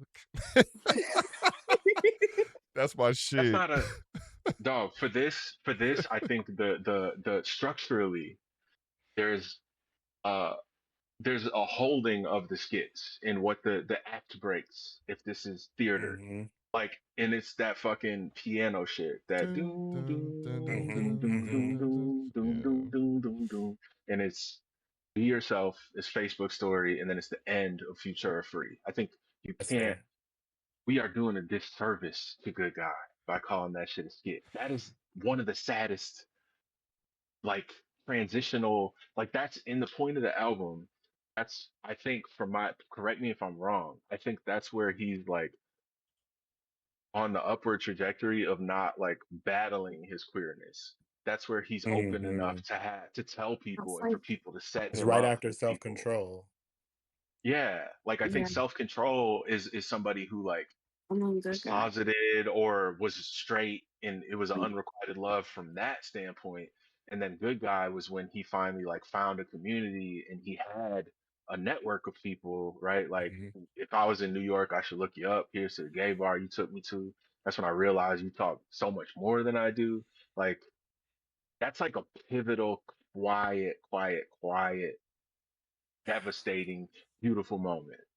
But the skit at the end of Good Guy, right? It's like What's 10 that? seconds. And it's that's at the end of Good Guy, Oh, right? When the dudes are like, I don't even mess with Keisha no Jasmine more. fucked Like, this whole heart or up. Yeah. Jasmine. Yeah. Like Mhm. that is It's got the so doom, key. doom, doom, doom, doom, Yes. doom. Yeah, you're right. And to be honest, we can't forget Facebook story is in there because of like writing in that in itself, like the whole story. It's like it's beautiful. Hmm. And she's starting to be crazy. I didn't want to follow her back. Like, we're right here. I'm We're in with you person. every We're day face to in your house. face. This nigga's mooching off her. He's like, I'm every day here in your house. Then follow the girl, man. She's feeding you, housing you. Send her a like, dog. What are we talking about here? Right. That's all she wants, man. Oh, You know what I'm man. saying? Okay. This was like really this album also really enlightened me on the existence of homosexuals. Like I knew they were real, but like, do you know what I mean? Like I was like, oh, they're real. Girl, you in danger. I was like, Oh, like the homosexuals trade are niggas. everywhere. Frank Ocean You is said you're in pretty danger? Oh, yeah, I'm in danger. Yeah, always in danger of a homosexual. damn. Watch Yo, out. Watch out. sorry. Bonus content for the featurette. I have a playlist that's Blonde Plus. It's the shit that he came out with like right after, like 2017, like Chanel, Lens, Mm-hmm. Divider, Biking. uh, Biking, Cayendo, Mm-hmm. Moon River and cover. what's it, DHL in my room, Moon River cover. Oh, and DHL might be the best Frank Ocean song as far as him talking shit and just being like, yo, Frank Ocean is fucking these niggas out here. Like when he said, remind me of Trey brushing his wave, shit look like ramen noodles. It was like, this nigga is fire. Like, oh my God. Like that shit could be an album. That him talking shit is so again as like a straighter guy who's like a little bit gay. Like hearing that shit was like, you might be a little bit gay, nigga. Like if a nigga was talking to you like that, you'd probably be like, yeah, whatever, Frank Ocean, come on. Will the soft you launch know, come out to us? I don't know. Whatever. I've been drinking this whole time. Who knows? Don't say no to anything is my philosophy. There you go. And you know what? We're too old to say no. I love that for you. There you go. What the fuck? We only got one Explore of the these world. motherfuckers. Do some shit. Whatever. I love that. Mm-hmm. Yeah. Only got quote will be in the title of the video. We only got one of these motherfuckers. Do some shit. Yes. The skits like always get to me. Like I constantly catch myself just like vocal stimming random like things, and I guess we're not calling Good Guy a skit, but I constantly tell people you sex nothing like you look, and no one gets it, and it makes me so mad. It's really the mom being like, don't get in the car. Right.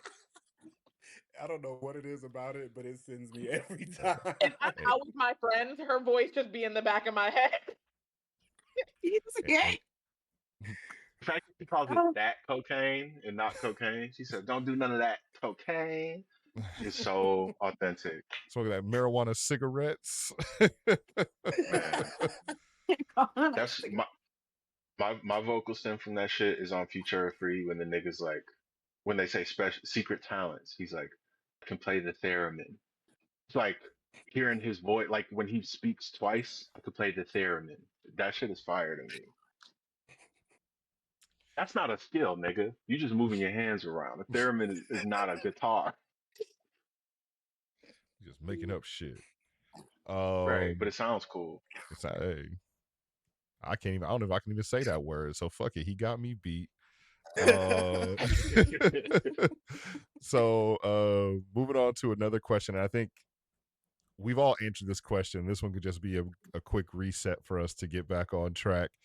Is this album still in your rotation 10 years later? Is this something that you are going back to often? I know, Mikey, you said you had 2000 minutes or hours of Blonde very recently. So I actually looked it up. So in 2022, Frank Ocean was my #1 artist with 4,107 minutes. Beyonce came in second, Renaissance, and that was 2,545.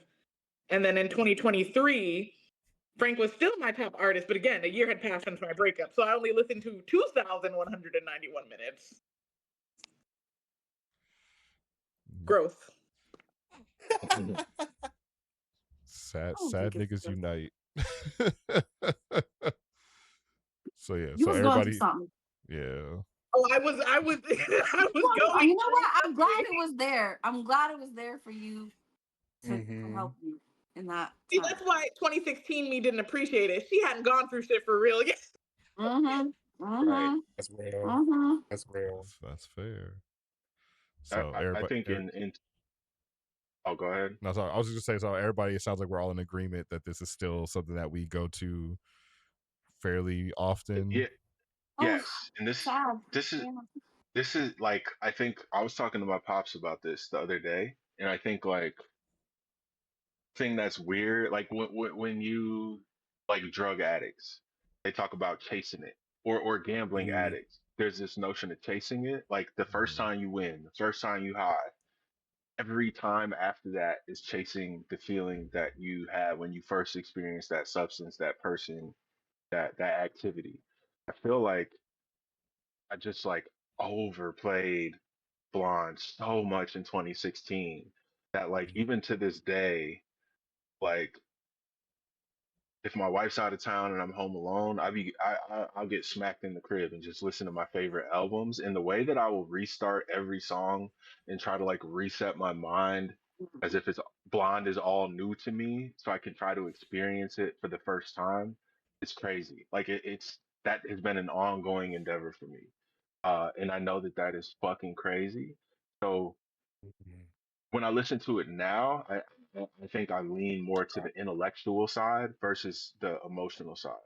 And I think because it's had time to breathe, there are like a lot of nerds who are out there doing work for us, like in the Dissect podcast, that nigga Cole Kushner, really breaking the shit down. So it's like shit like oh Nights, the beat switch, the infamous beat switch, where it sounds like a helicopter's going down with the Mhm. you know what I mean? Like when that like record skip happens, that is exactly time wise marks the 50% of the halfway album. point of the album.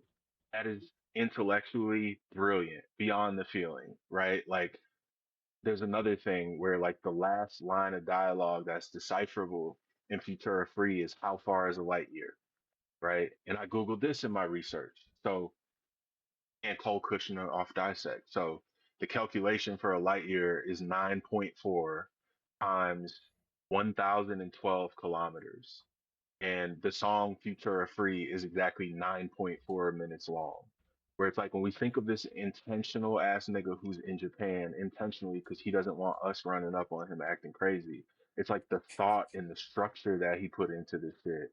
And from an intellectual level, it's like we got to think about this shit not only from the emotional standpoint of like Stevie Wonder, like them shit, the Otis Redding, fucking any of those people who really hit our soul. We got to think about this shit like mathematically, like Johann Sebastian Bach. Like this is an intellectual fucking achievement also, because that's crazy to split the album in half. Like, Well, to your point, right? Like that's also why I think Frank Ocean is Frank Ocean because his creativity is so much more than just I feel this. It's like I feel this mm, and I see it this way, and if I merge them together, you all are going to get this, right? As you were saying, it's an intentional choice to do something, not just feel it. It's like okay, I feel it. I'm going to make you feel it this way. It's like right. I can make a song. I can make a song, sure, but I need to tell you a story instead. Mm, It's so much deeper than that. Like to and also to your point in terms of like that split of the album, I think the vibes are very different at like and for before that and sure. after. Like it's a very intentional thing, right? Like to the point of Nike's versus Futura Free, like Nike's he's young, he's in a different place, whereas on the other half of the album, he's kind of he's a growing and grown man, right? Like he's healed and healing. Whereas in the beginning, it's like I'm gonna feel all this stuff that I have to heal through. And so I think that's Ooh, also a very intentional choice. Mhm.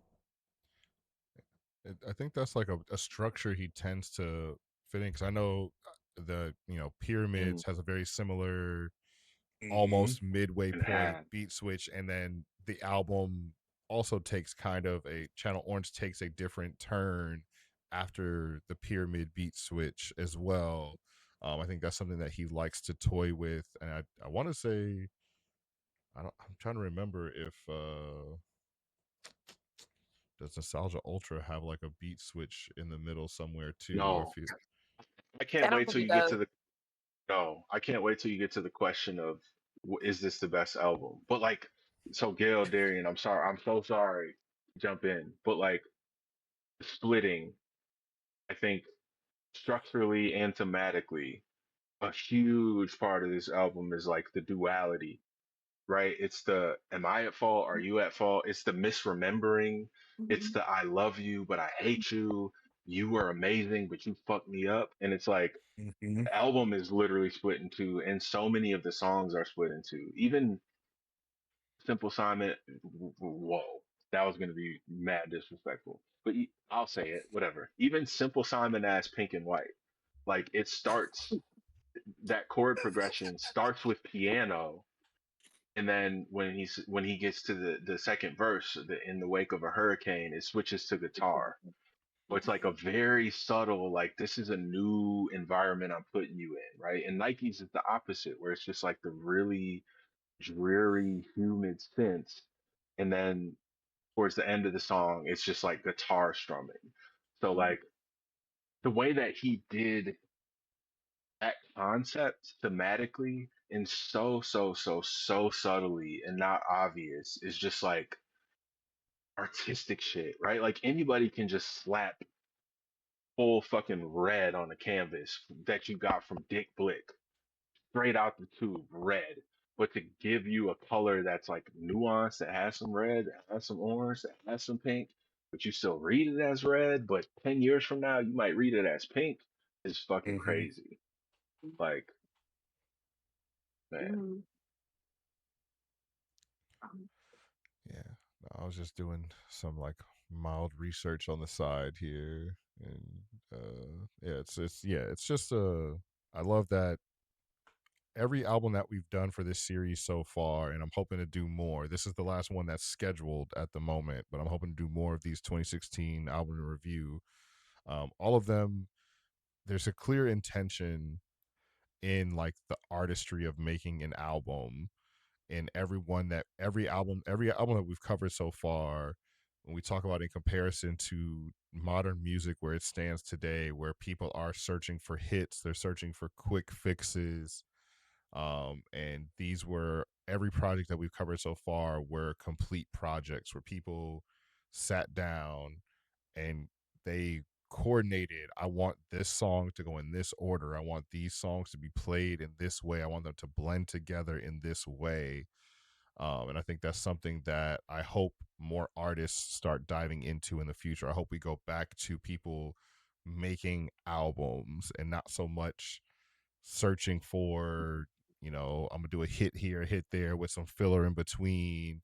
I hope we go back to people making complete albums with skits and having things that connect and like things you can come back to. I'm gonna go back and just check our question list and see if there's But anything. to your point, right? Like, Oh, go ahead. oh yeah, I was like, to your point, right? I think that for one, I don't know if we even spoke about this, but TikTok actually opened in 2016. Opened, became an app. I don't know, Oh. right? And so that in itself is something to think about. But I think that there are plenty of artists who still make albums. I just don't think mainstream people who consume music for whatever reason are articulating it as an album. Right? They're looking, to your point, for the hit. They're like, what's the hit? What's the radio hit? What's the video? What's that? And it's like you're not digging into the artistry of the album, but then also there's the conversation around, right, the music industry as a vehicle in itself and like how it's controlling what we are consuming as opposed to the artists having a little bit more control of what they're putting out. Even when artists do put out things, it's like the music industry will do whatever it does. I think that's a And I good picked point. oh Oh, go ahead. I'm sorry. good. No, go Well, ahead. I I, was I gonna wanted to left field. I wanted to say that I do think I agree with Gail. I think there are more people who are making complete albums and it's just not being seen as such or being recognized as such. But I also think the right people need to make complete albums. I don't think everybody should be making complete albums. I think there are people who need to stay in their lane, you know, a couple hits and call it a day. I don't know that I want to, I'm not to Chris stifle Brown. somebody's art, they Y'all, can we're make gonna whatever leave they all want. the light skinned men out of this conversation. Yeah, But fuck them niggas. you Yeah. know what if we're talking about a certain light skinned man, I really want to hear a full album from you. Just drop a few hits and then just let's move on. I don't think it needs to be as deep as not everybody is gonna be as deep. So that's all I wanted to say. I just feel like the way that we don't take advantage of miniseries as much as we should, people are not doing the girls are not doing EPs the way they should. We don't need a full album. Give us the mixtape, give us the EP. I don't want to hear 20 plus songs from you. You do not have the No, range for 20 plus you songs don't right have now. the range. You don't have the range to be doing all that. It's too much. Especially 20 songs that are 90 seconds. Like, please stop laying in my face. That's Wait, is and that a that's what I shot at mean. Tierra Whack? No. Is that a Tierra Whack straight? See, I think that was 2016 too. I No, that don't, was 2018. I don't, what's the word I want to use? I'm very direct. So if I'm gonna whack somebody, I'm gonna whack them in their face. Mm-hmm. And that's what I mean by making an album. I don't mean we need like depth and like you need 17 songs and things Cohesive, like that. just A cohesive cohesive thought. A project. project. If it's an EP, like make your 8-song EP, but make it cohesive. Make it have some intention behind it. Don't just put out shit. Don't just like, oh, I just recorded a bunch of songs and Leave Drake my rec alone. my no, but just like not even Drake, but like my record label. I recorded 30 songs. My record label picked 12 of them. Here's the 12 they picked. We need people, and you talk about the control, artists having control. Every album we've talked about so far in this series have been artists who I think have earned the right to make albums in that way.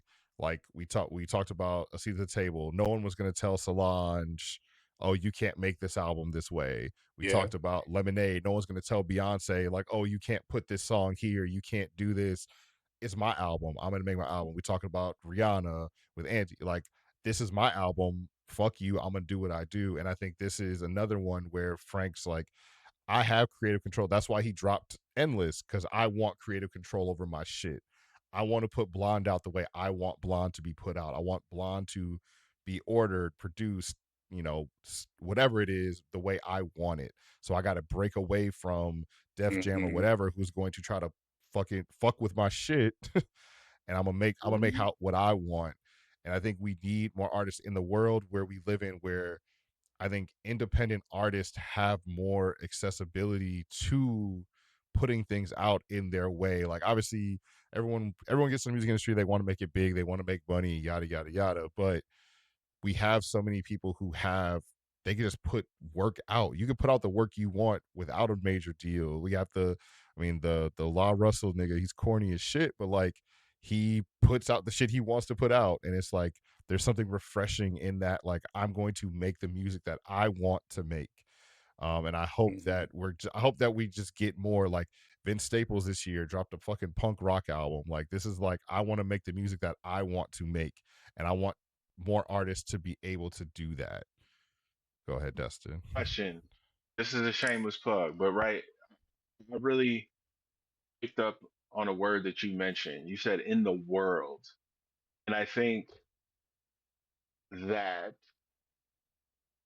this is black people know things. This is black people talking about this shit. This is African Americans, right? And I think that sometimes we can get tunnel vision on shit that's about us, and like nothing outside of that can like really get in. Um and this might be because I'm a light skinned nigga who's in Boston, right? So Eu sou de Brazil. You know what I'm saying? Cape Verde, Oi Dominicano. I'm all that shit. But at the same time, I think to your point of the world, I think, and I'm wearing her t-shirt right now. If you want to listen to a motherfucker who's making albums, who's intentional, who's being her, my shameless plug is go listen to Rosalia. Like, And you can see this shit because Frank collaborated with her Mm. in 2022. It's a song called Changes, like where we only have the shittiest video and audio quality where a nigga recorded it on a toaster, but the song fucking goes hard. And as far as like that weird blend, that in betweenness of Frank being artsy, but also being materialistic and being, you know, shallow but deep and talking shit, like if we talk about an album and intentionality, like if that was a question, like who would I recommend to someone who loves blonde? I would tell everybody in the world to listen to Rosalia, even though it's in Spanish. Like her pen is nice, her records come with the translation, her live show is fucking visual art. She will talk about, you know, singing flamenco, some traditional shit, but she'll say, I'm doing that shit wearing Fendi. You know what I'm saying? She's Moto Mommy. She's also researching women who are like saints. Like she was reading about women who this is too much. We're not talking about this. But as far as albums, I just like when you said that albums in the world, I think like it's tough because like the black struggle and the shit that we face is so specific. But at the same time, we can get a lot of solace by looking outside of the US, by looking at niggas in Brazil, by looking at Spanish speaking motherfuckers, by reading Fanon, by doing all this shit and feeling some comfort in like uniting with these niggas rather than being like, but they ain't black though. Because I think Americans, we're so wrapped into capitalism, we're so indoctrinated into that shit that of course niggas just want to make the TikTok thing to pop. But other people in the world are like making shit and they're paying homage to us and what we've done. So like, all I'm trying to say is listen to Rosalia. That's all I'm trying to say. That was so long winded. I'm sorry. No, it's all good. I'm gonna check out some Um, Rosalia. yeah. Hmm? I'm gonna check out some Rosalia. Thank you. Yo, if you want to be hype, listen to Motomami.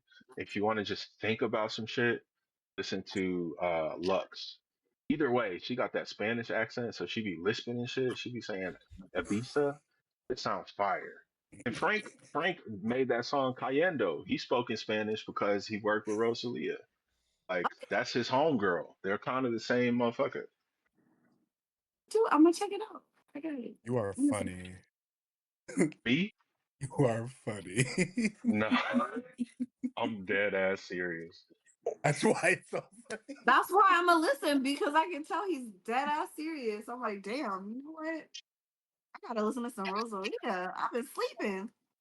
I swear to God, niggas go crazy about Bad Bunny. Like, no offense, but like, fuck that nigga. Like, Rosalia is actually the Spanish speaking person that we need to be fucking with. This will be the Like, last. there's a This will be lot the of the last stream Black People Know Things ever does. I'm about to be canceled by all of Puerto yeah, Rico. First of all, yeah, me and Puerto my Rico's coming for you. nah. Drake is coming for you. They finna shut your shit down. Somebody said something negative Man. about Chris Brown. Like, Drake's on the other oh, platform. He don't do Got one Twitch. We're view. do you good. do Drake views? don't do Twitch. Do you do He got views? kicks. We didn't do views. I didn't get nobody to sign up for views. Oh, I would do views. I I love would have did views. views. I put. Let's do Hey, views. it's not too late to sign up. Well, I'll Let's re-put do out it. the application soon. We gotta Views re-up some is albums. We got dog. telephone. The Nobody 20. picked telephone. But Okay, okay, Frank. I'm yeah. sorry. Back to I was Frank. Yeah, gonna say, I It's late. We got to get back on topic. All right. I know. yeah. Last couple questions. Wait, can we still talk about our favorite songs? Because I want to know what everybody has to Yeah, say. no, Oh yeah, that's the, yeah, we have three questions left. Okay. Oh my I'm I god, didn't know if three? you were gonna try to cut down on what was left. That's why I was you know like, no wait, no no I no. don't I'm gonna try to blend them all into this one question. You gonna lock So in? All right. Okay, everyone. so I'm gonna try to blend most of the questions into there's basically two questions left. I'm gonna try to blend a lot of questions into one, and then one of them just has to be left at the end. Um if you had to introduce someone who has never heard Blonde, if you had to pick, and I know that Jeanaye had a very fun moment with this, and Solange, that she hated this scenario. So I changed it. Like if there was an alien who just popped up on Earth and was like, I've heard about this Blonde by Frank Ocean, tell me about it. What are the 3 songs from this album? Maybe 4. If you need a little flexibility, I'll give you 4. What are the 3 to 4 songs you would pick to introduce someone to this album with the intention of them listening to the whole entire project? Now, the way that we'll fold that in, the other questions are what's the best song on the album and what's your favorite song on the album. So if you want to include those 2 questions in your 3 to 4 suggestions, nope, Justin said no. So all right. So We got to give Self Control its due. so Because that's gonna be everybody's favorite song and or best song. Like we gotta really like okay. It's So probably bow to both. that. so Is let it? then let's do 3 to 4 songs, your 3 Yeah. to 4 songs that you would introduce this album to someone who had never heard it before with the intention of convincing them to listen to it on their own time. The whole thing. So like, hey, you've never heard Blonde by Frank Ocean. Here are 3 songs that I'm going to give you that you're going to make you run to your house and listen to the entire album when you get home. And let's try to just make it short and sweet. Just pick your 3 songs so that way we can get to some of the All more right. fun questions. Okay. I got 3 songs. I got Solo, I got Nights, and I got Self Control. Boom. Those are my 3. Solo, Nights, Self Control. Which solo? Not the reprise. Well, The flute nigga. not the yeah. Not Andre's. No, like the actual, because that's the actual song, the solo. Yeah. Not his little. Yeah, Not the no. reprise. It's just a little That chaotic. would be confusing. No, It's a little not that. chaotic. It wouldn't Are be you bad. kidding? It wouldn't be bad. It wouldn't be confusing, but it would also be confusing because there's no Frank on it. That nigga is a leap Oh, year. He only comes out for the niggas he likes. Like that says a lot that he flute do. playing ass Andre 3000 popped out for Blonde and not much else. Like that's what Jay-Z should be doing if we're honest. All right, let me shut up. We're quick, we're short and sweet. My 3 would be Self Control, Nights, White Ferrari, Godspeed. If I had to just do 3, I would just do Godspeed, Nights, Self Control.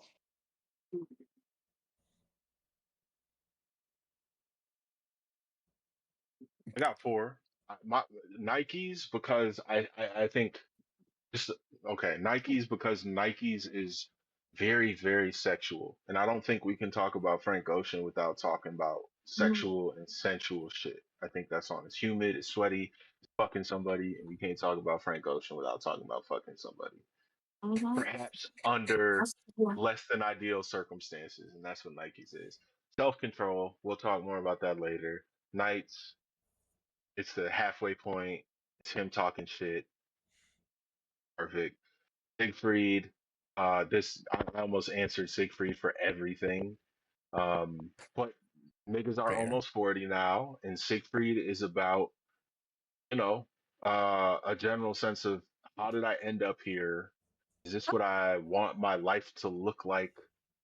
What moves can I make to make my life fit better to what works for me?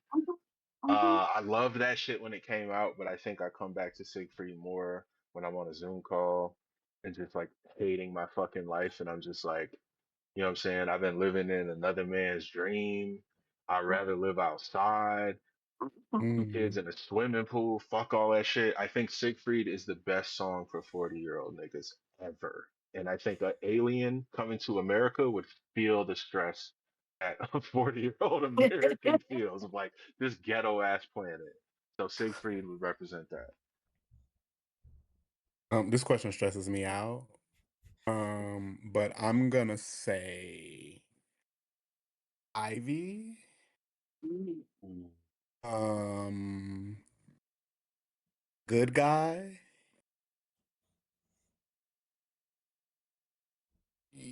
Self Control.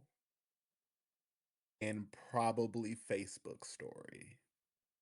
Are you Ooh. I dead feel like we ass? need to show a Okay. range of what's on the album, and I think those are some of the songs that show the range that are also good songs. Yo, Or no, Gail breaking down the barriers between Americans and French people. I love that. We gotta love our French brothers and sisters, man. it's also just it's good. It's entertaining. Got to is a strong word. Those are my 4. All right, Which yeah. is If hard. it's I was trying to do 3, but I think I have to go 4. And Ivy makes my 4 as well. I think we have not talked about Ivy enough in this setting, but Ivy makes my 4. I think Ivy, Skyline 2, Knights, and Siegfried would be my 4. Siegfried You is in my niggas, 4. Yeah, y'all Siegfried really is hate probably my first Knights. one. Yes, we do. I'm just kidding. I All don't, right, I don't, I don't, I frustrating. don't hate Nikes. I like Nikes a lot. I just don't. I don't think if I'm introducing the album to somebody, I don't think it's a standout on this album. I think it's a great song. I don't think it's one that I would introduce Blonde to someone with. He got Um, two versions. Two versions. I do love that everyone named Knight as I like did. Knights has to be. therefore. Has to Nice. be. I didn't. It has to be on When there. Grand Theft Yeah. Auto 6 Great. I finally just comes didn't. out, are you gonna tell me that Knights is not gonna be the soundtrack to Grand Theft Auto 6? Because it's already been the soundtrack to Grand Theft Auto 5 when you just driving. All right, let me shut up. What's the next question? Future's getting his own channel on Grand Theft Auto 6, so we'll see if Frank makes the He, cut. he Oh my better put God. Throwaway on there. Throwaway has to be on there. All right. Okay, so Question was there's 2 more questions, and we'll try to make them quick. What is the best song on the album, and is that different from your favorite song? Okay, I'm gonna answer first Yes. because I have a lengthy answer and I'm so sorry. Dustin, scoot over off the soapbox. I got you. So when it comes to what I think the best song is, I really truly think that the best song. Mm, I don't know. Okay, I don't actually know what I think the best song is because I go so far in my head back and forth. My favorite song, like what really made like solidified Blonde for me. I'm gonna set the stage for y'all. It is 2022. I have just gotten out of a 5-year relationship and I'm like working on like new poetry. I'm like in a my one of my first big girl jobs, like really just like trying to figure life out. I have moved out of 3 different places because me and ex nigga are no longer living together. It's a whole thing. My cats are separated. It's we in some Oh, dark times. Um, I'm looking at the stats because I needed to have the numbers. That was my number 1 song of 2022. I listened to it 241 times. Self Control had the gnarliest chokehold on me because it's just, there was so, you literally are like exploring the different stages of grief with it. Like, there's just, there's just so much that is just so good. Like the UFO line, again, I referenced the line earlier about like laying between folks, like, and just being like having to be okay with it. You can interpret it so many different ways because you listen to it and it's sad, but then you can also listen to it and be like, this is a thing of acceptance. But then you can also listen to it and then like feel like anger. Like they just, it tonally shifts depending on where you are when you're listening to it. Mm. And also it's the one that I see the memes for all the time. Like folks will be like my favorite video is the one, I wish I knew the name of the YouTuber, but he's just like, you really think I'm gonna cry to a Frank Ocean song? I am a man. And then it's him listening to Self Control and fucking losing it. Because it just is like so like heart gripping. Um, and also I just think it was just so helpful for me to like move through that experience and to have the song that I could rely on. And then just as a fun fact, my second song of that year was Heated by Beyonce, tied with Church Girl, 235 plays. ooh. So yeah, So we you were was crying and shaking crying ass. Shaking and Got ass it. and that. crying. Shaking ass and crying. That's how we You was move crying on. in the club. Correct. Hey, But both yeah, are Right. form Self both Control, both are favorite forms of song. therapy. Tears in the crying. Okay. Wow, that's a good one. Yeah. Yeah. I will say that before you announced this album, this series, and you announced that Blonde was one of the albums that we were going to review, and I started listening to it more this year. So before this year, the best song on the album was Self Control. And I still do think it's the best song on the album. But my favorite song is Siegfried. And to what Dustin was talking about, I am 39 this year. I'm going to be 40 this year. I've always been out as queer, but in the past few years, I've come out as polyamorous and non-monogamous. And re-listening to that song, also re-listening to Self Control, totally it like changes the whole album for me. And it changes the way it just hits so hard. Like I really do think to myself, like, wow, is this really what I want? Like, am I brave? And I am very brave to do exactly what I want to do and to live exactly how I want.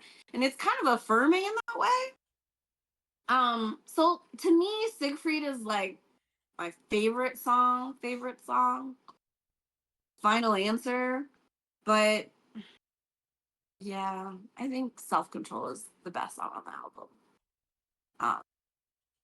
Because yeah, it's the song I go to like if I'm going through a breakup, if I'm going through really anything emotional, I listen to it and it's like all things. I think I'm just gonna go ahead and agree with the consensus. I think that Self Control is definitely the best album on the song, for various reasons, right? To all of the points that were said, like the emotional arc of it, the depth of it, the perspective seeing of it based on where you are in your life, and it's just you have to sit with it. You just can't skip Self Control. Like there's no way around it. Like from start to finish, it's probably my favorite. But and I'm gonna go back to when I first joined the call. White Ferrari is a very, very, very close second for me as my favorite. Not as the best song on the album, but as my favorite. I'm a very emotional I, black man. I'm gonna try to not be long-winded. Agree. Best song, Self Control. I think objectively, I think Blonde, Writ Small is best represented in Self Control. Like it has the nostalgia, saudade, the fucking right represented by the fact that like the pitched up vocals in the album represent him at a younger age. So anytime there's like pitched up vocals, that's him in the moment as a 13, 14, 15, Mhm. 19-year old. It has that to start the song. Who hasn't been in that conversation with somebody you fucking love and you've been away from for a long time and you're doing the debrief of like, what's up? I don't know how to feel about you. The poolside convo about your summer last, like, oh my, I'm about to tear up thinking about that shit. Like, Mm. um, I think it has the duality piece that has been a theme what we talked about. It's guitar. It's just acoustic guitar. The first like 2/3 of the song. Then there's the ooh, and then it's like whatever instruments that is. And that shit, you know what I'm saying? That shit just The fucking theremin. ruins you when you were already the theremin. You were already destroyed. I think another thing, Gail, to your point of like the pen being so nice, he has this like unreliable and flawed narrator thing where we're with him because he's the emotional high pitched voice of like poolside convo about your summer last night. So we're like, of course we feel for you. But then as the story unfolds, it's like, nigga, you're at fault though. On some unreliable narrator shit. Because I think my favorite lyric from the whole album is the track where he says, I came to visit you because you see me like a UFO. And that's like never that you see me because I made you use your self control and you made me lose my self control. Like that's so subtle, and if you don't really dive into it, you're not gonna see what that is. But we all been in that position where we pushed it a little too far, where we lost our shit, and that motherfucker had to say, "Wait, wait, wait, wait, wait," and that's what makes it some Greek tragic shit. Like his undoing was his own making, I think. Mm. Um, and then so just anecdotally, emotionally, why this has to be the best song. So I was in the car with my pops today, and he doesn't like really love listen to Frank Ocean like that, but we listened to the album twice through because we were on a long road trip.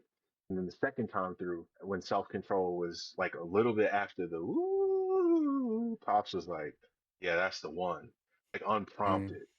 My dad was like, "Nah, nigga, that's the one." And then also in my research, I reached out to a close friend, um, and said like, and if y'all haven't watched this, please, please, please, please watch this. There's this French shit called Frisian about like music causing goosebumps and causing chills because there's like a tension in release in music and there's like the expected versus the unexpected and it like matches literally like sexual orgasm type shit.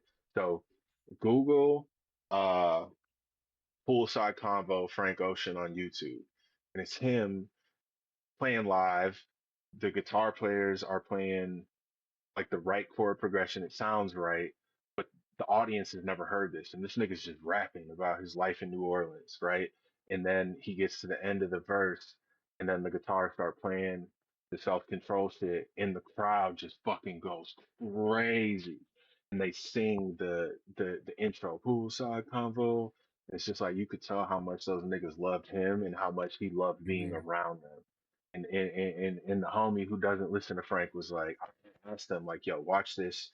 Tell me if you get chills and tell me when you get chills. And they were like, I got chills when the crowd started singing. And then they said, I also got chills when the song got to the you gotta leave, leave. So this nigga is biologically just a musical genius. Even if you don't fuck with him, he's Mhm. gonna affect you. Favorite song, Ivy, just fucking gorgeous. Mhm. Sounds like you're at a beach under a boardwalk. Shit, the guitars are breezy, but the guitar is breezy, but the bass sounds like a shark is coming. Like it's jittery and anxious, whereas most songs are the opposite. The bass is smooth and the guitar is like stabby and weird. I think that's like off-settling. He's got the slightly high pitched voice. It's not fully high pitched, but it's definitely higher than his register. And then he's the most pitiful that he's ever been in his life when he says, "There are things I didn't mean to say, I didn't mean to do. There are things you didn't need to say. Did you need to?" Right? Like that's so fucking pitiful. And that's one of those things that unless you like really are listening to the full album and clocked in, you're not gonna hear how devastating Mhm. that quiet moment is. That's like what's that Paul Mescal movie? Summer, whatever the shit, where he got a little daughter and the nigga, let me not. It's just a quiet movie that if you are on your phone or if you're not locked in, you're gonna miss the impact of it. So that was so long. I'm sorry. No, you're good. I can be brief with mine. I agree with most of y'all. I just flip it around.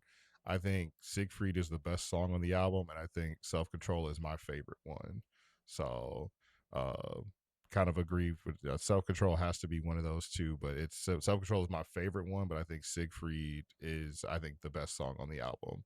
All right, last question before we wrap up. Thank y'all so much for joining. We're gonna go close out the show with this one. Is Blonde Frank Ocean's best album? And if it isn't, what is his best album? It is his best album. It's his best album because it is the most expansive, it is the most experimental, it is the most honest, it's the most raw. And I think it is really going to be like, dare I say, I feel like when people talk about Frank Ocean, they talk about Blonde. Like, yes, Channel Orange was like fantastic. Not to, they like serve different purposes. So I think from just the lens of an artist, this is his best body of work. I echo everything Mikey said. I think Blonde is his miseducation for sure. Mm. He doesn't have to I release think any more albums. and he will be That's fine. He can sure. perform Blonde for the rest of his life. Hell yeah. I think as an artist, I think about this is for sure the best album, and I think it's a natural progression. If I try to map him onto other artistic mediums, I think like Nostalgia Ultra, he was like a collagist potential. Like he was just ripping Coldplay, he was ripping Radiohead, he was ripping MGMT, he was ripping all that shit, making it beautiful. Um, and then right, really raw, on the nose, Steve Lacy ass lyrics. And then Channel Orange, I think he made a huge leap because he was telling like really fantastical tales with metaphors, like pyramids, Samson, fucking Cleopatra, all that shit. Like really, really over the top metaphors that were nice. So visual art wise, I feel like Nostalgia Ultra is collage. I feel like Channel Orange is oil paintings with just the brightest possible colors, like messy, kind of sloppy, but gorgeous. I think Blonde is like a fucking like Japanese watercolor, dot by dot, subtle. The shit changes if you look at it from different angles. I think this is just like a master at work with a crazy eye visually, audio eye, compiling the best people to get the job done is for sure just a masterwork.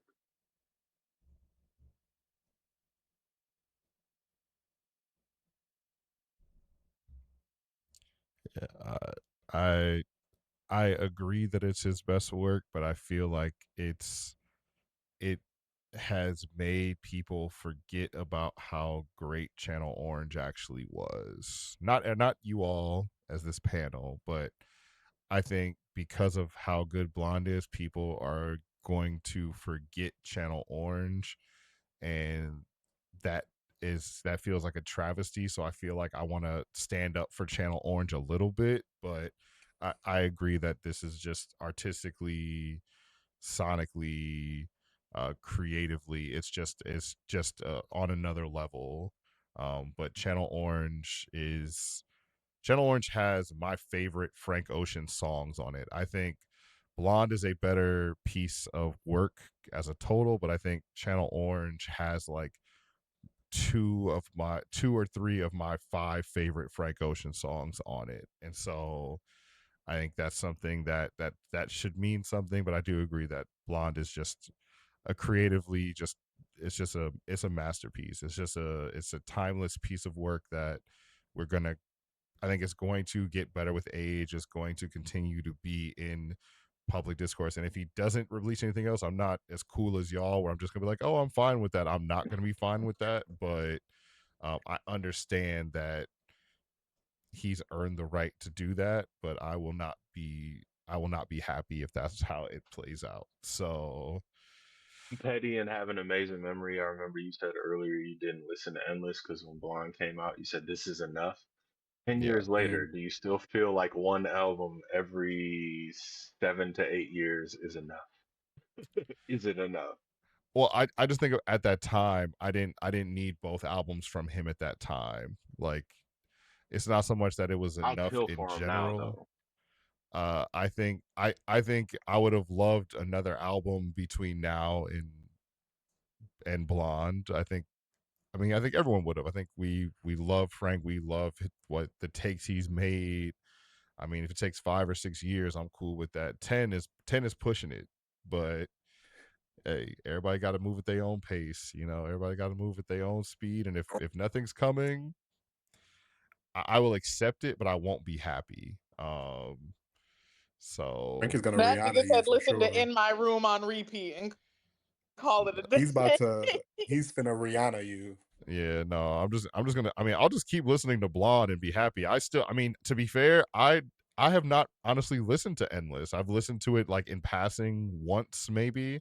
I have a new Frank Ocean album that I can listen to whenever I want because I haven't digested Endless That's enough fair. because I love Nostalgia Ultra, Channel Orange, and Blonde so much that I was like, I never felt the need to dive into that because of Blonde always being there. But now, like, I'll just keep that in my back pocket. Maybe that's why I haven't listened to it. I'm keeping it in my back pocket as a new Frank Ocean album in case I ever just get tired of Blonde, I guess.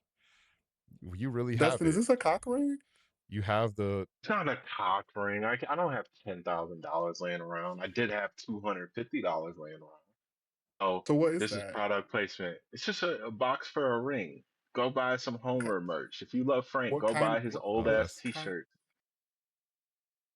It's just the box for. Oh, okay. I thought you were out here buying cock Yeah, rings or the something. cheap one. This nigga got $150,000 rings and necklaces and earrings on the website, but like, just get the $200 one, man. somebody will buy it. You could wear it from. What's this? What's this? What's going on Who's this Santa Tuesday? Claus ass nigga? What's Ho ho ho! It's Christmas in July. right? Ho ho ho! Yo, Crazy. where's this guy? I love him already. but Santa Claus. But all right, y'all, we have made it to the end of our Blonde discussion. Thank y'all so Who is that? much for joining Tuesday. Thank you for hopping on at the end of the show. Crazy. Okay. But I I appreciate y'all so much, Dustin, Gayle, Jeanaye, Mikey. Thank y'all so much for sharing your takes Thank on you, this bro. amazing album. Thank you. No, anytime, like I said, I'll be putting out some more feelers for albums people might want to do because I still want to get into like Isaiah When I Rashad's get home, 2016 album. Mm. When I Get Home was when the hell did that come out? Whatever. 2019, 7-year We'll, anniversary, bro. we'll, You not gonna commemorate? we'll think about it. 7 I years think away. you should just keep the series up. It doesn't necessarily have to be a 10 years thing. Yeah. You just talk about albums with your friends. Yeah. Salon's got a Give the digital niggas what they library. want. Salon's Yeah. just opened a digital library for Black literature, Black, Yeah. you know what I'm saying, fiction, She's nonfiction. a Let's professor right now. So yeah. So thank y'all so We much. love I know it's Solange. late. This ran really long, and I appreciate y'all. It's gonna be a lot of fun chopping these clips up and getting this on YouTube tomorrow. It's gonna take like 9 hours to upload to YouTube, but that's all good. So y'all can look forward to seeing. I'm gonna upload it hopefully first thing tomorrow morning. We'll start the upload process. We'll see how long it takes. So you'll be able to see this, share it with folks, and thank y'all so much. We'll be in touch with what the next one is. Thank y'all for tuning in. We had a pretty consistent stream of viewers today, which is dope. So thank you, everybody. And we will see y'all for the next album review, next movie night, next something. We got some shit going on in the next couple weeks. We'll see y'all around. Peace, everybody. Peace. Y'all later.